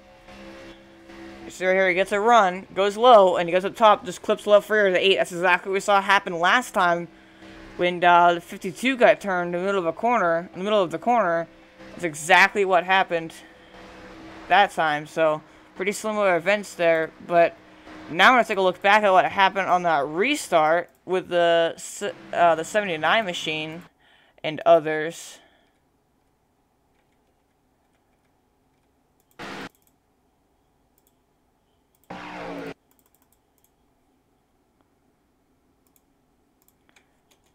Here's what happened on the restart. You see right here, in turn 1, the one goes up the racetrack, just clips the 79, turns him sideways.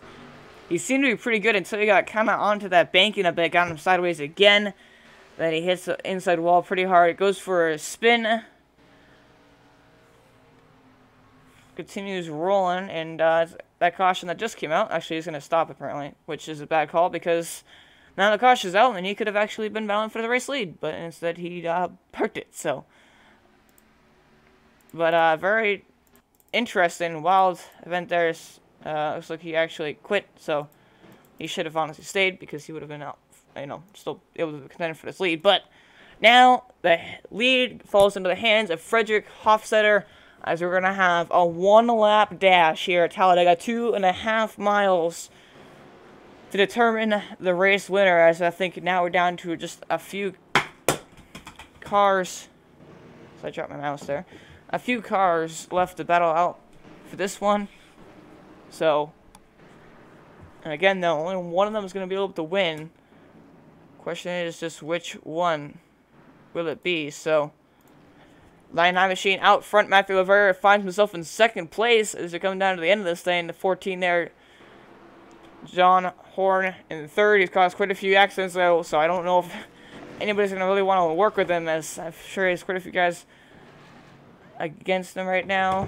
One-on-one machine right there sitting in P4, I believe. Yes, he is. Make sure he wasn't a lap down. We got Russell Kane there with a lot of front-end damage. Not really sure why he's in the pit yet, unless the pit is not opened yet. But, yeah, so it looks like we have 1, 2, 3, 4, 5, 6, 7 cars left on track, as I called earlier. So, 1 lap shootout is what it's going to come down to here, but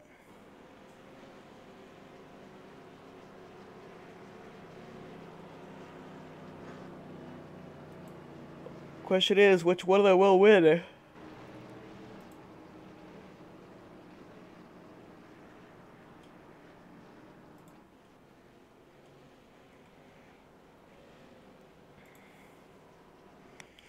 And again, cautions do not come out on the last lap. So if there's a wreck, you just gotta hope you get through it, because you know there's no saving grace after that one.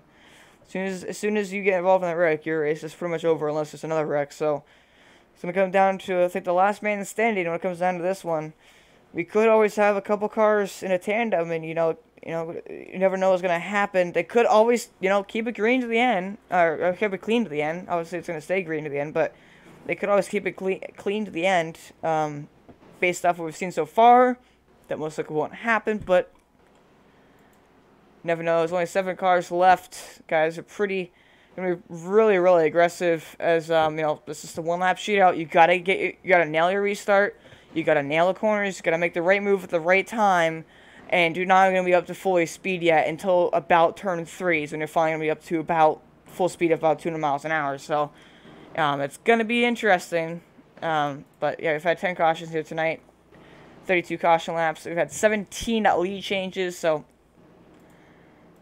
pretty big numbers. The 80 machine actually looks like he's still staying out with that front-end damage, and the 8 also has a little bit of damage. I'm not quite sure why he's staying out and not pitting, but, I guess that's his call, not mine.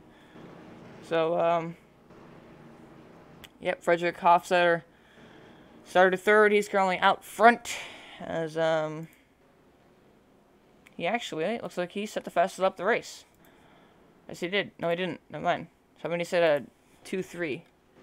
It was Matthew Laveria, the 52 machine. So, we've got the unsponsored red and white car, 99.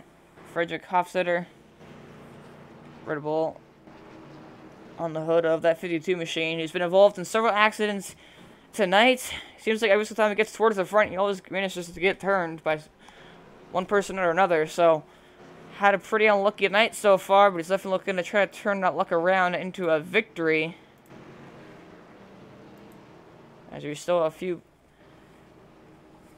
laps to go under caution. I think this time when we come around, pace lights will go off, and time after that it will go back green flag. So white checker pretty much.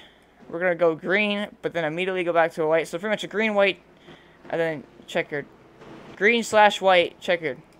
If that's what you want to call it. Pretty interesting. But yeah. So 1 lap shootout is gonna determine tonight's winner. So it's gonna be exciting.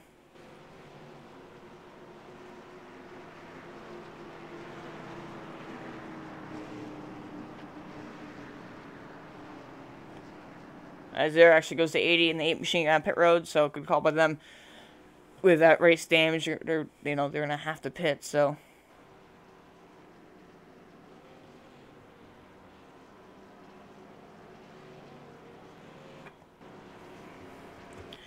it's gonna be oh, actually, yeah, take back. Oh no, never mind. I'm not smart. So yeah, 1 lap shootout is what it's gonna be here. It's gonna be green / white checkered finish here. So getting down into the last little bit of the race. Again, it's gonna be exciting. I feel like, the question, we have a few options here. 1, there's gonna be a gigantic crash that somebody's gonna be able to survive, and that's the person who's gonna win. 2, we could have an insane thing and have everybody crash. 3, we could have everybody keep it clean and come out with a good finish, or whatever happens there, or we could just see a couple guys get a really good run, kind of separate themselves from the field. Don't think it's gonna happen in 1 lap shootout. Another thing is, like I mentioned previously on one of the restarts, it takes, like I said, it takes a lap to get the field up to full sun. It takes about a lap for the whole field to get up to full speed. So that means that the inside is always going to be faster on the restarts and whatnot. On that first lap, and with it being a 1 lap shootout, you don't have a second lap to fall on. So Matthew Laveria right now, he's in a tough position. He's gonna have to nail his restart absolutely perfect. He's gonna have to time it perfectly. He's gonna have to get a good run, good push for the 101. And that's about the only shot he has of being able to get those win, unless something crazy happens in front of him. So gonna be a good one. And as we are about to close out tonight's broadcast, we just thank you all for watching tonight's broadcast. We hope it's gonna be a good, exciting finish, and we just thank you all for coming out and watching and sharing it with us. But 99 Frederick Hofstetter will lead the field to the green flags. Actually, there's only 2 cars on the outside for some reason, but Matthew Laveria with Randy Miner behind him. You got Frederick Hofstetter on the inside with help from John Horn, 8 of Trenton Sneed, as they're coming to the tri-oval, and the 52 is going to jump it right here. Watch. The green flag is out. 52 did not get a good restart at all. The 14 is now pushing the 99. Actually, 52 to the back here because he did get a restart. Timed it perfectly, kind of laid back just a little bit, and got a good jump. Unfortunately, no, he doesn't have enough drafting help to be able to stay ahead. He's side drafting as they go into turn 2 here. If you want to make a move to win this race, you gotta make it right now. Here goes 101 now, 3 wide to the outside. Not gonna be able to make anything happen. The 52 blocks him, and he's gonna get turned. The 52 goes around. 1 gets damage, and that goes through him. Now that's gonna make the 80 fall back. Now the 14 is in the clutches of trying to get this race lead. Here comes, oh, he gets netcode turned. He's gonna spin. And now the 80 has help from the 1. He has the run. 99 is gonna block. They're 3 wide now for the win. Coming to the trial with the 1 on the inside, the 9 in the middle. Who's gonna get it? So they come across the line.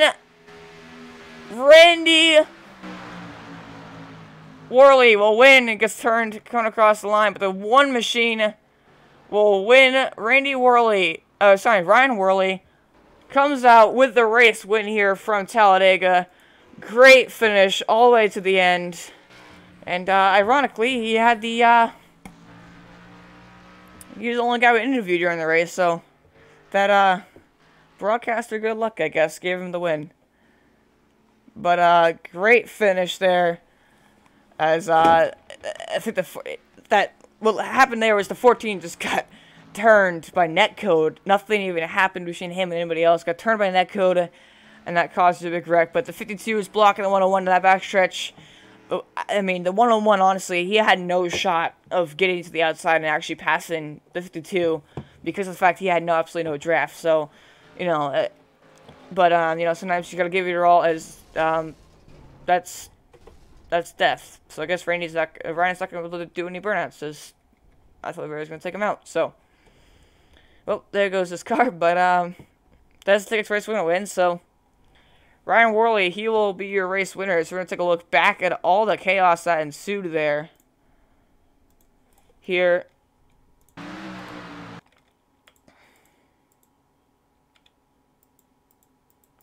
As it all happened a little bit at a time.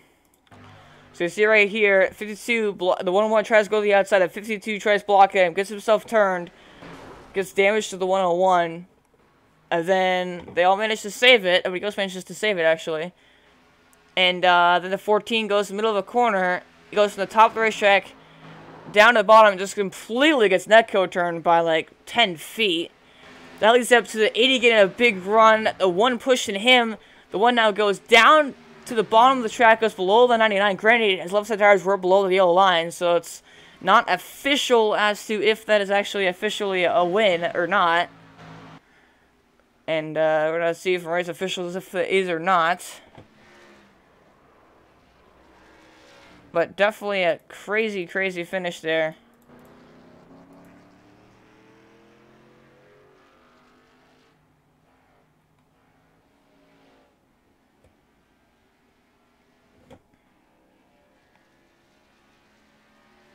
So, yeah.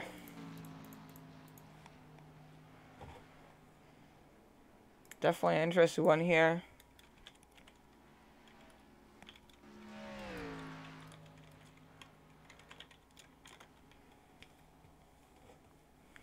And yes, we've confirmed from race officials that is an official win for Ryan Worley. Again, his left side tires to go down below the yellow line. He passed the 99, but you see it there, just absolute death after a finish. But yeah, so one machine, Ryan Worley will come out with the race win. But we're gonna look now at your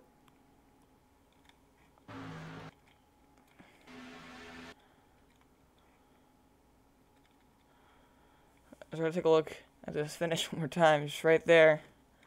So it all came down to just finished 3 wide at the line. One made a great move to the bottom right there. The 99 just left that door open and, you know, gotta go. So he took it and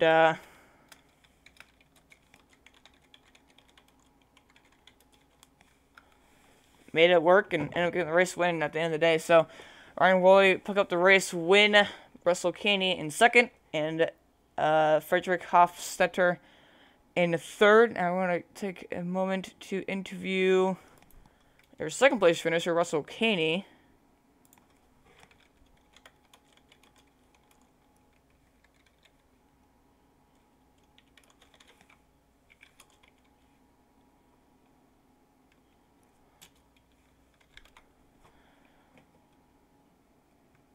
So, Russell Caney.